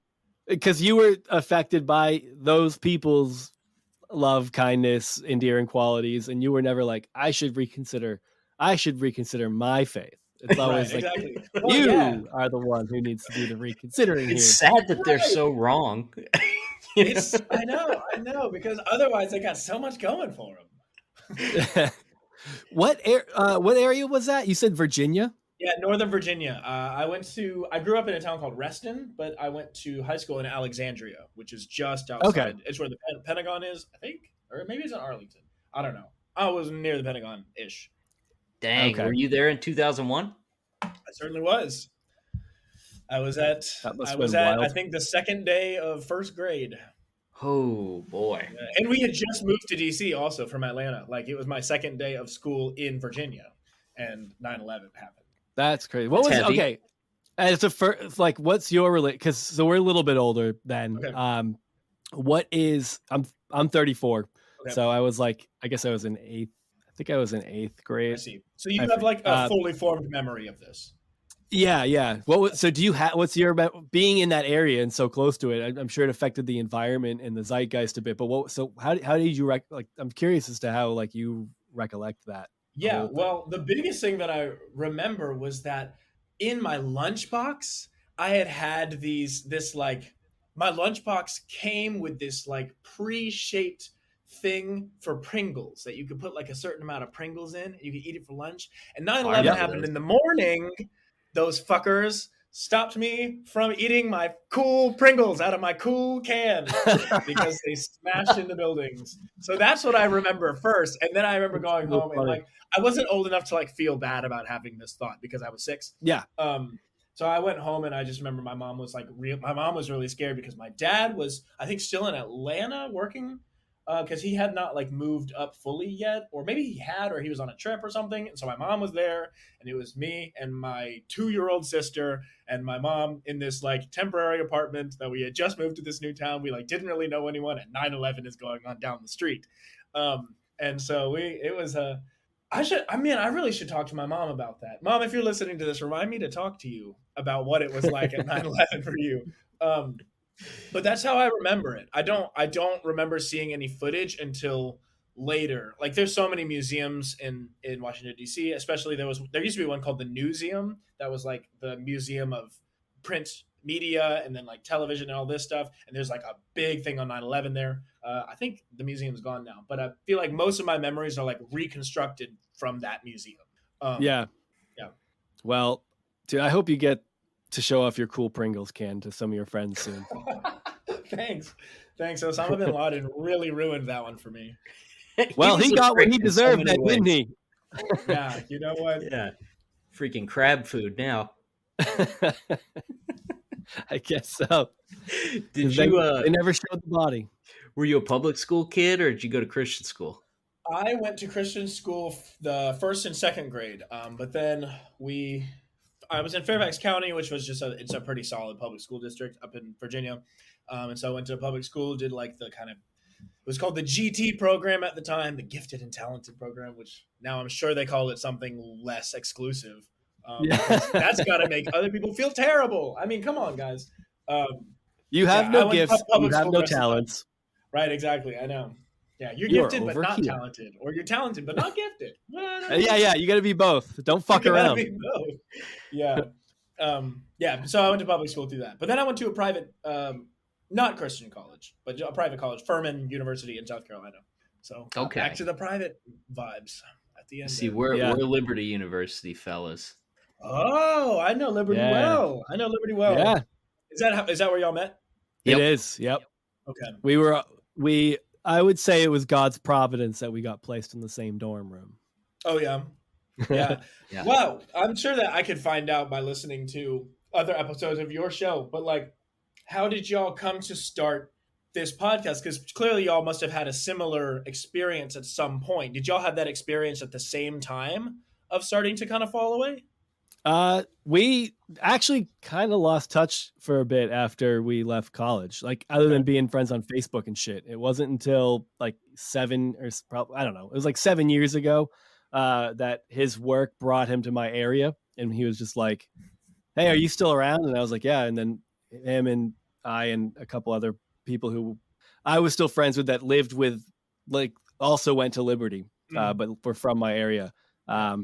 We all just like hung out, and we stayed in touch after that. And that's when we kind of realized where things had shifted and the directions that we've gone in. So we talked about this stuff a lot more. And then eventually we're like, we should just talk to other people about this and record it. And that's where this came from, because these conversations are still fun. It's weird, man. Cause like, I mean, you're obviously still talking about it a bit too. Like it's never going away. Like its impact on your upbringing and who you are as a person is permanent. And there's good, there's bad, there's just all sorts of stuff mixed in with that. And it's up to us to parse it out and do with it what we want. But I think especially like the more you learn from other people and the more you meet people, seeing how they ended up where they did is so fun, because it's like you could literally run into a stranger and find out you both grew up evangelical, and then you could just hang out for the entire night. Right. Which is kind of the same thing that running into somebody and both being evangelical does. Yeah. It's so interesting. They're like, oh, and you can be my plumber now because you are an evangelical. Yeah. It's like that's fascinating. The Jesus that's also fish fascinating. On your I feel like a lot of, probably not all, but a lot of the folks that I know who went to Liberty now, I think had similar experiences to y'all, like afterwards. So that's an interesting. It's interesting. We should all find each other and then just like, so that they can keep track of how many souls they lost. Like, let them know. They need a record of like how many defected, how many just went on to not really care. They're just like nominal, because that's also scary. They were raising champions for Christ, not nominal fucking Christians. So we need to probably let them. We got to set the record straight for them on where all their people ended up. Yeah, they found a good. seem to do a good job of staying in the news. Liberty. Yeah, They do. I know. Just They- I hear about them at least once a year for some large story. I hear about them every year. Well, now the Jerry Jr. documentary docu-series is, I can't tell if it's like dramatized or not, but there's a Hulu documentary coming out about Jerry Jr. and the whole pool boy situation. Oh boy. Yeah. I'm not gonna that's a watch good it. I don't response. I don't really care to know. It's everybody, go do your thing. Y'all might be interested. You're a little closer than I am, but maybe you don't want to know. Like does it really feed like me that affect- poison, baby? Okay. I honestly might not watch it because not for any reason other than I don't always end up watching a ton of things, but also I'm like, I paid attention to the story the whole time it was happening, and I read everything there was to read on it, and then you're just like, I don't know if I need this. Right. If it's a dramatization, I'm just going to be like, I don't think I personally don't feel like I need that, but I'm mostly because I think I'll just be like, this is so, I think it'll be frustrating to like watch as like a series for entertainment value. Yeah, no kidding. There's just so much content out there and so little time here on this earth. Like, what? I know. When am I going to fit in? I want to watch the Jerry Jr. docu-series. Do I want to spend 7 to 10 of my precious hours doing this? When I could be watching the new Game of Thrones show or whatever. I haven't seen the new Game of Thrones show yet, but or spending like sporadic 7-minute sessions on TikTok 10 times a day, Correct. Or, having a lovely conversation with a loved one. Yeah. Loved one. Fresh out of those. Yeah. With so youth group, praise band, you had to be in the praise band. I was in the praise band, although our praise band never got off the ground. I mean, like, we tried to have a praise band for years, and just like, it was very like, okay, who plays what? We have one guy that plays the drums. Ian plays the bass, but nobody plays the guitar. So Ian will play the guitar, but then now nobody's playing a bass, and somehow there's a saxophone, and that's like, it's just like drum, guitar, and saxophone. And like, we're gonna play Viva La Vida because it has some Christian words in it. That was our thing. We never played for anything. We just kind of goofed around in the side room. So you were only missing the recorder. Yes. Well, in youth group, when I was in youth group, I guess it would have been 7th grade to 12th grade. And in that time, I had either 4 or 5 different youth directors, and they would shift their how conservative versus how like progressive they were very fast. Like my first year, it was like very progressive. And then the second year, it was like extremely progressive. And then the third year, it was by our standards, we were PCUSA, so pretty progressive or whatever, but very conservative, and it was just like, whoa, okay, all right, well, this is not what I thought that things were, but I guess this is how it is because I trust this person. And then we got a new person. You're like, okay, hold on, that was weird. Who am I listening to here? Like, can you think of an example? Oh yeah, dude, this is my biggest thing. My biggest resentment about Christianity was this one fucking day at a youth group with the particularly conservative one. He separated all the guys and girls, and that was the only time we had like really talked about like, it is a sin to masturbate. You can't like masturbate, blah blah blah blah. And I was like, I would have been 17 when we had this, which meant that like I was like a horny boy. I know I had been masturbating like multiple times a day since I was like 13, or whatever. And so I stopped. I like fully stopped for 18 months. That like went into college. I know. Honestly, now I'm like, how did I have the self-control? Now I like can't walk past the kitchen without like getting a little handful of nuts. I don't have the kind of self-control that I used to have. And I feel like a lot of that led to like, now I'm 27 and I feel like I'm like this rebellious teen because when I was a teenager, I was like following the rules very well or whatever. And now I'm like, I just want some time where I don't follow the rules. But that was the big one. Did you have like a growth spurt or anything during that time? Because I feel like your body at that age is diverting so much energy into regrowing penis skin. Man, I was definitely angrier during that time. Like, Ooh. just like I was just more stressed, you know? And that was No like, nut rage. that was all around the time of like applying to college and stuff like that. And I went to this science and tech high school and they took it really seriously. Like applying to college, like every essay must be like Pulitzer Prize winning, whatever kind of things. And I was just like, oh my God, I have to do all this stuff or whatever. So I ended up just like diverting all that like extra energy into like extra study. I'm going to study more. I'm going to get all the perfect grades on everything and blah, blah, blah. So you know what? Poured It out your probably did great horny things for the malice future, into your studies. into my studies and my college applications. And like that persisted my whole freshman year of college. And I was such like a diligent student. I was so solid at like, I'm going to do all my work like as soon as I get it so that I can like at night I can have a good time, but I can still go to bed at 10 o'clock and I can wake up ready to study the next day for the whole year. And like by senior year, Wow. I was like, I got to bed at 3, like 6 of the 7 nights this week, and none of them were for good reasons. It was just because I was hanging out. Like, whatever. Is it overly intrusive to ask about the day you ended that fast? No, it's not. I can tell you about it. I can tell you about it. Okay, so man, we're just gonna go for it because you know what? Yeah, Life we is get short into and it here, man. we can tell all the stories. So a big side effect of if you are, you know, a horny teenage boy and you've been masturbating for a long time and you stop is that if you like rub against anybody, you know, if you're like making out with somebody, things will occur that often are not, you know, pleasant and sometimes are easier to hide from the other party than other times. Just starch your old dungarees. Start your dungarees. Exactly.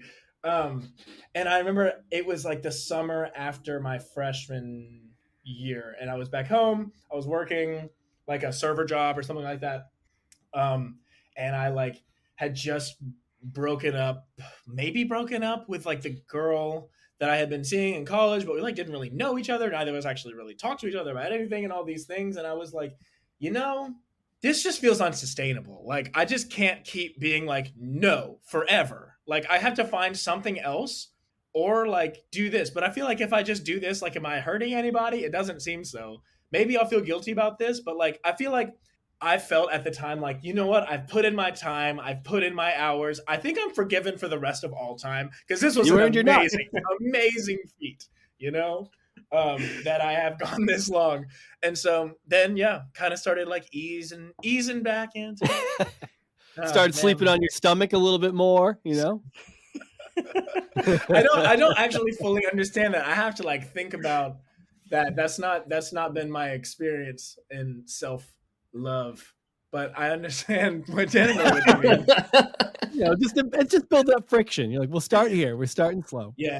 Man, it was interesting times. I think about so much like, you know, being a Christian and growing up in the church and just like there were like fundamentally different like brain pathways, I feel like at the time. You know, it's just like if your mom's listening to this, do you want her to remind you of this conversation too when you talk about 9/11? Hey, maybe it was because God knew I would break the fast, you know, 12 years later, and that's why 9/11. He pre-punished America for your sin. Pre-punished America. Time is a flat circle, and God will punish to everyone. this. You know what? Humans are humans. We do what humans do, and I don't think that I'm above any other humans. So hey, we can talk about it if you like. What about did you go to Christian summer camp? Oh, I did pretty early on. I don't think I went to Christian summer camp after like 3rd or 4th grade. Oh, gotcha. Okay. So like, you know, did some of the camp songs and whatever. But a lot of my summers were playing music. I like, you know, I played cello for a long time, and I would like either play in orchestras or do something like that, or I was like playing in bands. I like had a cover bands, and we would pretend that we weren't a cover band by writing our own songs, but our songs were mostly just rewritten lyrics to songs that already existed. So it was still pretty much a cover band. Yeah, no, not so much on the camp. Did y'all do a lot of camp? That's Casey's favorite topic. Yeah, summer camp. Okay. Christian summer camp is so weird that I always have to you can ask. come back from that and like really have been changed. I remember seeing that You know? either lost your virginity or were like witnessing to your friends. That's one or Right, the other. totally. Yeah, it's fascinating, really. Like, it's a great institution. It's like a great, you're around people, you're having fun, and like, I don't mean this in a pejorative way, but like, wow, just a constant stream of indoctrination. Just like, isn't this beautiful? It's because of God. Isn't this wonderful? You're having fun? It's God. It's Jesus. Jesus loves you. We sing these Jesus songs. We love these songs. We love each other. We love Jesus. Jesus loves you. And you come back and you're like, Jesus loves me. They loves you. Jesus loves everybody. I love Jesus. Everybody loves Jesus. If you don't love Jesus, that was really sad and you're going to hell. But like, usually it wasn't that. Like, I feel like at least my experience with Christian camp at all was never like, do good or you're going to hell. Like, honestly, my experience with Christianity in general wasn't do good or you're going to hell. It was just like, I don't even know, because I still definitely had a lot of like shame, so much shame around just like, even what I like found funny. Like, now I do a lot of comedy kind of stuff, and just like, I think that this is really funny, but I'm being told that this is like against Christianity and like bad for Christ and all these things. And like, but like, I thought it was a really good point. Like, I really enjoyed listening to that. It's all complicated, isn't it? Oh yeah. Yeah.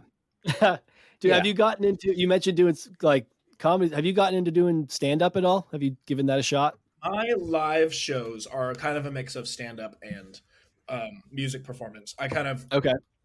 I take a certain number of songs, I put them in a given order, and then I find stand up bits to connect them in an arc. And that's kind of how I do my shows, which is super fun. I love making it that way. And I just I feel like I get to like goof off in addition to making the music, and I get to kind of engage and have the conversation rather than just like, I'm performing in front of you kind of vibes. So yeah, a little bit. What was like your musical interests during like high school and junior high and stuff? Did you have like did you listen to Christian music, or was it always just a mix of things? Did you have like a angry scene kid stage? Oh yeah. Avenged Sevenfold was like my big. I loved them, man. For like a whole year and a half, they were my favorite band, and then I just never listened to them again. Did you change your look at all during that time? Were you like, I gotta change my look? No, I was still just a little nerdy kid looking like that, but in my headphones, they were screaming.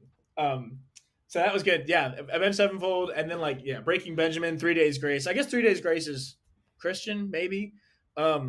But like, I don't even know. Actually, it wasn't. I was not. They're tricking us with the name, right? I was not seeking Christian music. And then I kind of got into top 40 there for a little bit. I just kind of come and go with top 40 all the time. Sometimes I love it. Sometimes I just forget about that it exists. And then towards the end, I got really into Eminem, and that was like, okay, there's like a whole realm of hip hop that's available to me. Because like, once you go through Eminem, you're like, this is good. What else is out there? And you like see all the actual hip hop that's existed forever. Not forever, but yeah. So then it was that. And once you start listening to Eminem without feeling bad about it is when you really start to change. True. You're like, I don't feel bad. I don't feel bad about this anymore. That's crazy. I remember listening to Eminem like when it was like the real Slim Shady and shit like that all came out, and thinking it was the funniest fucking thing ever.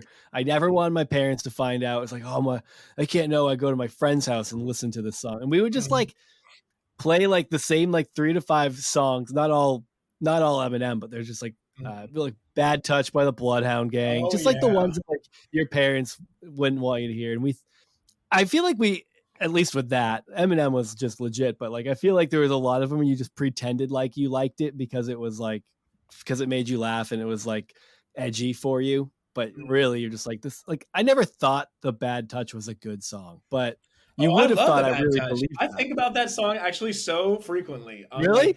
Like how impressive it is that they took that became such a cultural phenomenon. It did. Like it's impressive. And it's also interesting because it was like one step further than Blink-182 was willing to take things. Yeah. It was just like Blink-182 was like, we're silly, but we're sad and we're angry. And Bloodhound Gang was like, we're silly. And also we don't know how we feel. Here's just some silly shit. But I love the Bloodhound Gang. I think about them often, and some of the things that I do, just like, oh my gosh, can I say that? And I'm like, what has the Bloodhound Gang said? They've said way worse. I'm sure you'll be fine. Kind of things. But yeah, I know what you mean. I do know what you mean. Scotty Doesn't Know was another one for me. Do you know that song? Scotty Doesn't Know. I don't. Oh yeah, well, you have to check that one out. Scotty doesn't know. It was from that movie Eurotrip, um, Okay, and it's just very like you don't have to listen to it. I didn't want anyone knowing that I was listening to it. Kind that of means vibes. it's probably worth listening to, Yeah, giving it's it a a good shot. song. Unless It's like maybe I very missed a pumped up. cultural moment, but Mhm. there was, you know, a lot of things were like products of the time, like Limp Bizkit. Totally, You know, it's totally. like, Yeah. I missed the Limp Bizkit train. I really haven't been exposed to them much at all. Yeah, you well, that's might okay. be just like a hair too young for new metal. Yeah, That was yeah. more. Although I loved Linkin Park. So I caught the tail Yeah. end of the rap rock thing. Because dude, they spanned they spanned a much Decade and a half, broader yeah. time because it was just it wasn't gimmicky like shit like what I just said that Limp Bizkit or like it was like that was kind of gimmicky, like there was Or Beastie aspects of it that Boys. just were like Yeah. it had its time, but definitely Linkin Park lasted much longer, and Yeah. it wasn't until like later on that people wanted to start like being like make fun of them. I feel like no one made fun of them, and then all of a sudden everyone made fun of them, and they made Chester kill himself. So you're welcome, everybody. You did that. If you made fun of Chester, sad. It's like one of those things that I think I'll always regret is not going to see them before he passed away. Yeah. Because Mm. I love Linkin Park. I like their Yeah. whole discography all the way through. I think they're fantastic. Yeah, I had a long Linkin Park, but it was just Hybrid Theory and Meteora that I would just listen to over and over and over. And I was like 8th grade going into 9th grade, and it was that whole summer, just like faint and in the end, and like these like loud, like I'm so angry, but it's like really good lyrics, and the sound is amazing. It's so like experimental and stuff. Yeah, yeah. It's sad, but So- you also listen to the lyrics now, and you're like, there were. I know. I mean, he's telling you how he feels the whole time. And that's so strange when you Yeah. because so much of music is emotive, right? I Yeah. mean, I feel like I've listened to so many, like you just listen to so many, especially like emo music and stuff. Mhm.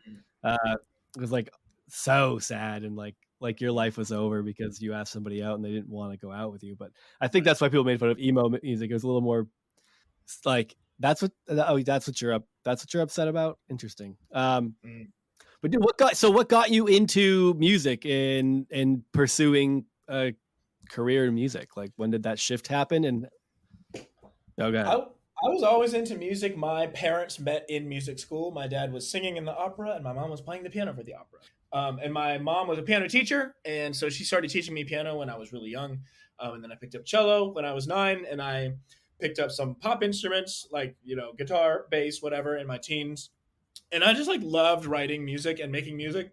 But I also was for a long time like people were like, "Oh my gosh, you have such passion. Like you love this so much." And I'm like, "Do I? I feel like you're telling me. I'm being told that like I have this great passion." And I'm like, "I mean, I like it, but like do I like it as much as I like reading a book or playing video games or playing baseball or whatever?" I have no idea.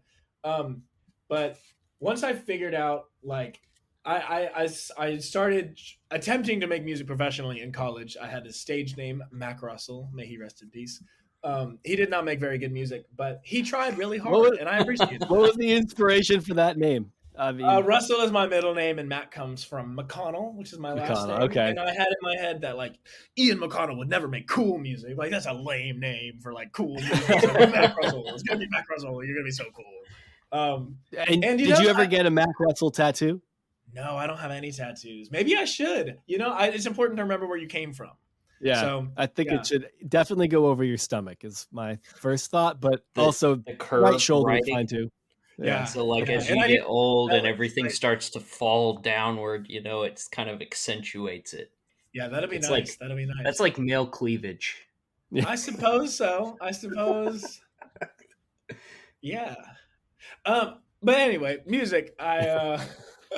I studied music in college, but it was classical music, playing cello there, and was just like making my own music on the side. And I always loved doing that. And one summer I couldn't find a job, so I just came to Nashville for the summer to see what it was like. And I started writing with a bunch of people.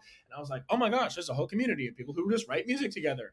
I love this community, so I'm going to write country music. That's what I'm going to do because that's what we do in Nashville. And I did that for like 3 years until I realized that I wasn't, I like could not force myself to be authentically country, being from Northern Virginia outside Washington, D.C., and having no farm experience and all this stuff. And Did your also talking clothing about and style subjects. change then? Did my what? Did anything change? Did your clothing or style change then? Avenged Sevenfold didn't do it for you, but did you start buying boots? Yeah, and wearing cowboy buckles hats and a Stetson. I do have one pair of cowboy boots that I wore briefly in a phase at the beginning of 2018, but I didn't stick with it. Honestly, like my style, I didn't really understand like style or like what to wear other than like I had a couple friends that were just like, you would look good in this, and I'm like, okay, this is what I look like now. and that's Because all I like, would need. I didn't have Someone's like, you would look good in that. Like, oh, perfect. Something I can graft into my identity and feel good about myself. Exactly. And I didn't realize until really this year that like, oh, like your appearance is part of like your expression and all this stuff, which seems like such an obvious thing. But to me, it was not. To me, it was just like, I got to wear something and I don't want to look stupid. So my style really didn't change a whole lot. I mean, these days it's gotten a little more eccentric because I'm becoming a diva now. But yeah, I moved here, made country music for a while, decided to make less country music, and then started writing mostly for myself and then producing my music. And now all this community that I moved to Nashville for, I work by myself most of the time. So I don't know what the near future is going to hold. I think I need to get back into the community a little bit more. But it's been an interesting season. I mean, that's so fucking rad, dude, to be able to like Nashville. I mean, that's where people want to go. That's where you hear about a lot of people going, but that also increases the competition significantly. So to be able to like push into that and be able to sustain yourself on it is that's really fucking crazy to me, man. Yeah, in terms of like competition, like it is, probably easier to stand out as a musician in I don't even know. Now I don't even know. Minneapolis like has a great music scene, so how would I know? But like in terms of like if you want to like reach like nationwide kind of things, Nashville's like a solid hub. There's lots of like professionals here who can teach you because like I came here and didn't know shit. I thought I knew everything and I didn't know anything. And I just learned how to like craft songs and make, sing things sound good by just like being around other people who knew how to do that.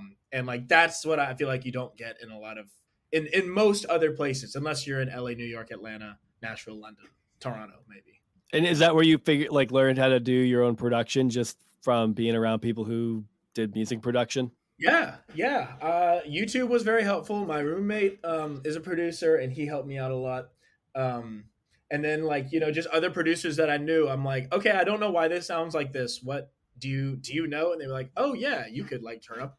There's this thing called compression and there's the equalizers and yada, yada, yada.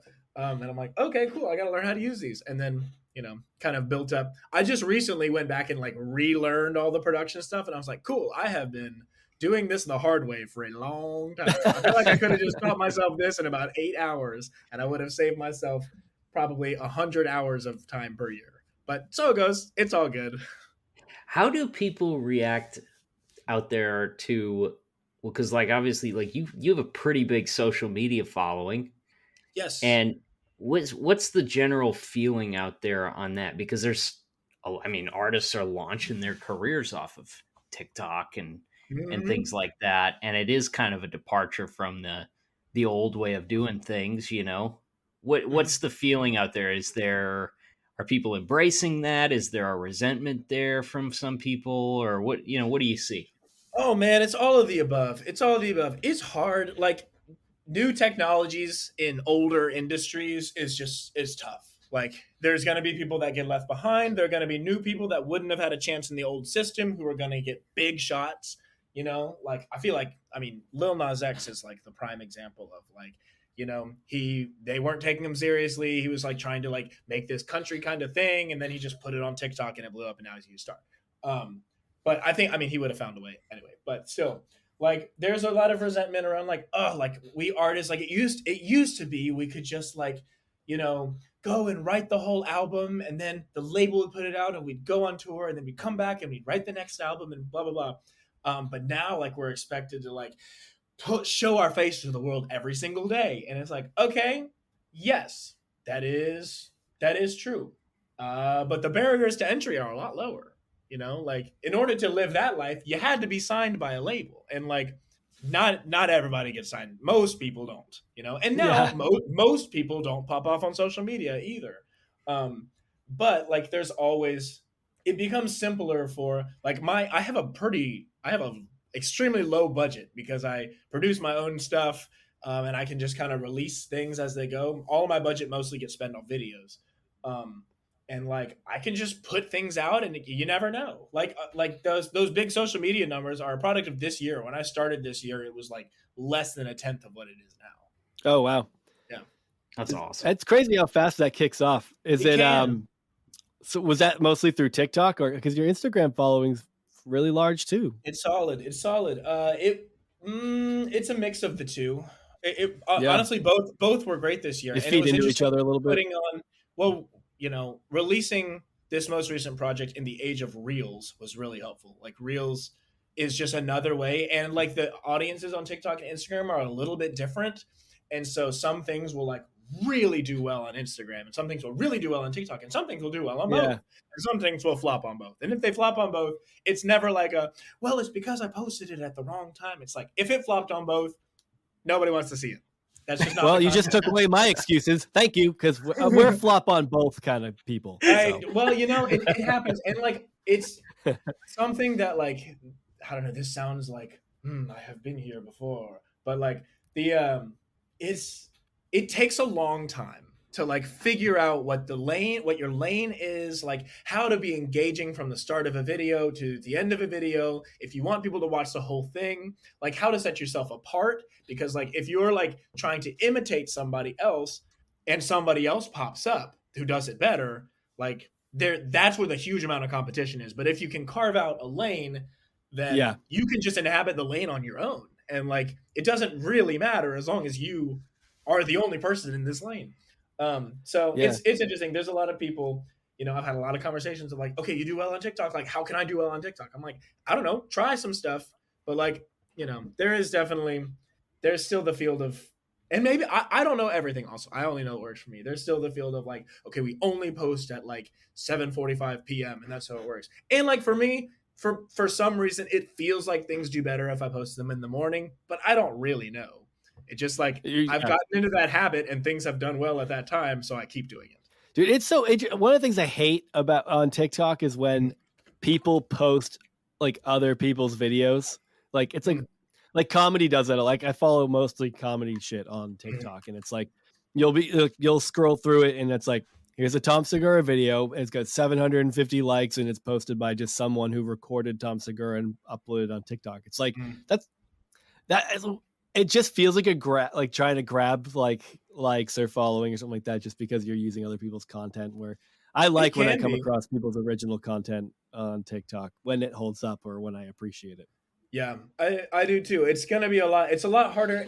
There's also an interesting thing of like in Nashville, especially. Well, probably in everywhere that like influencering is a thing, but like the kind of like posting things in order to make that video do well, as opposed to posting things that are going to make people want to continue to see what you're going to post. Like if somebody posts that Tom Segura thing, like that user is unlikely to gain a following because they're not offering anything of note. They just like happen to have a video that is good because it's Tom Segura.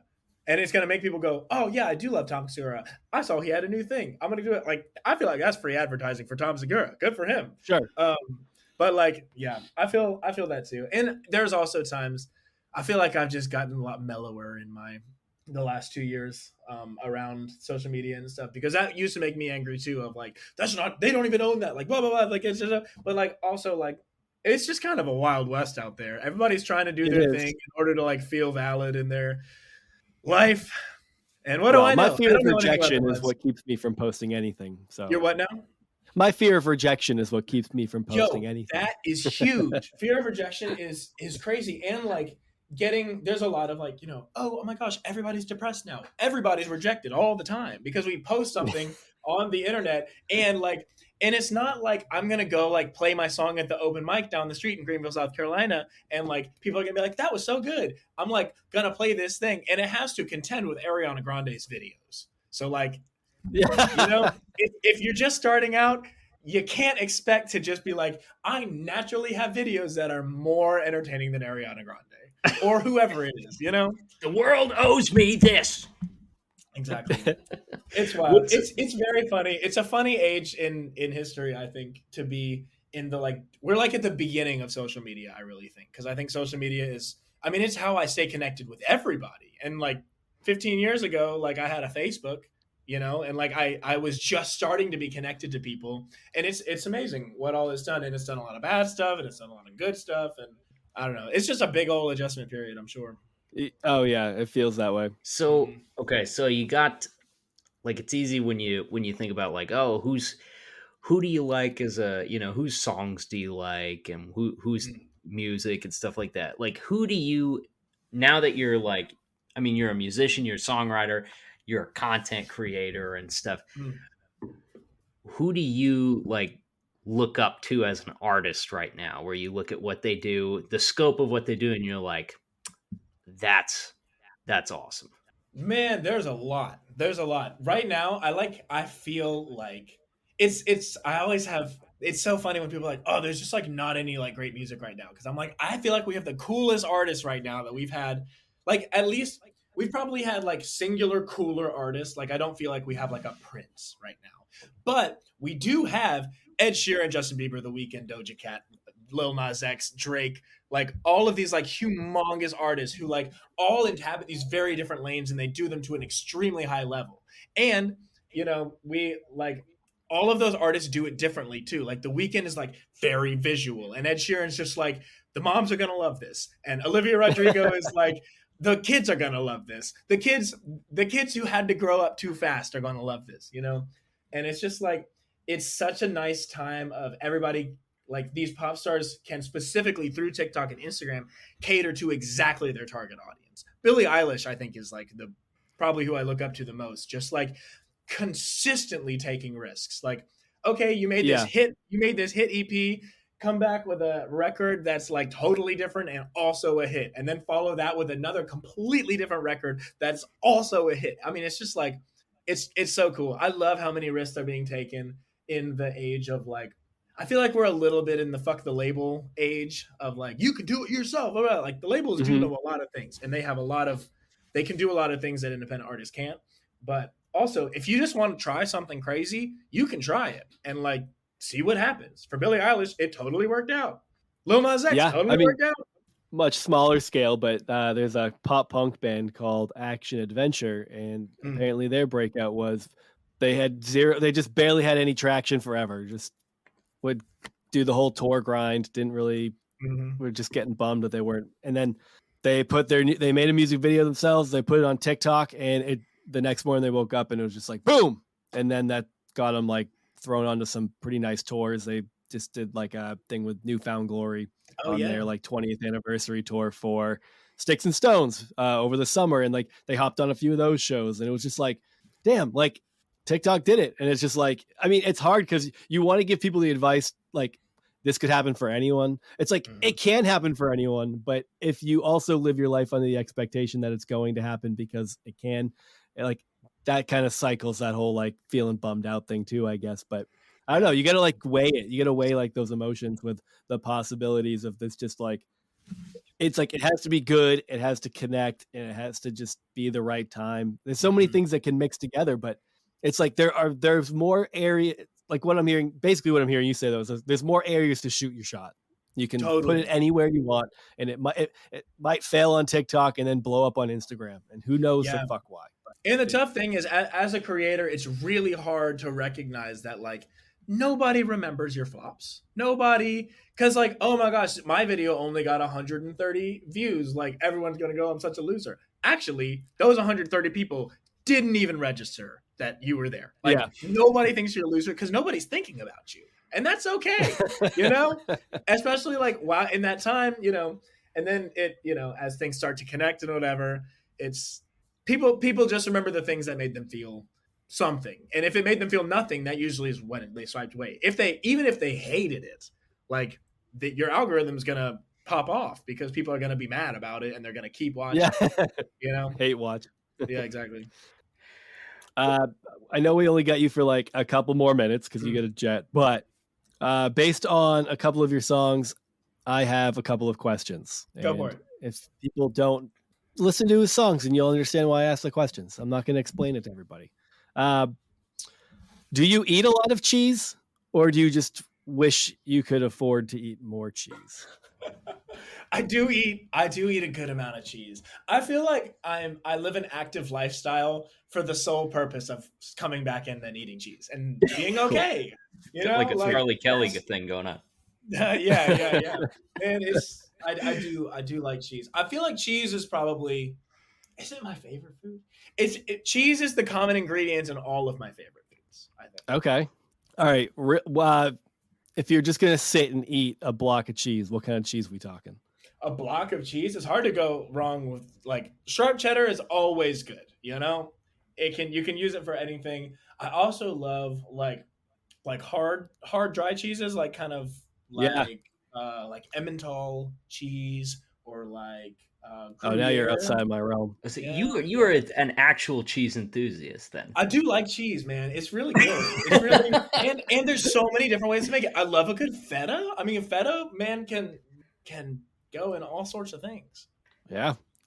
Well, I hope you get to continue on this journey of eating cheese. Thank you. What board games do you like to play with your friends? Catan. Settlers of Catan is my jam. Oh, nice. I love that I game. just played that for the first time. April was the first time I ever played that game. That's so fun.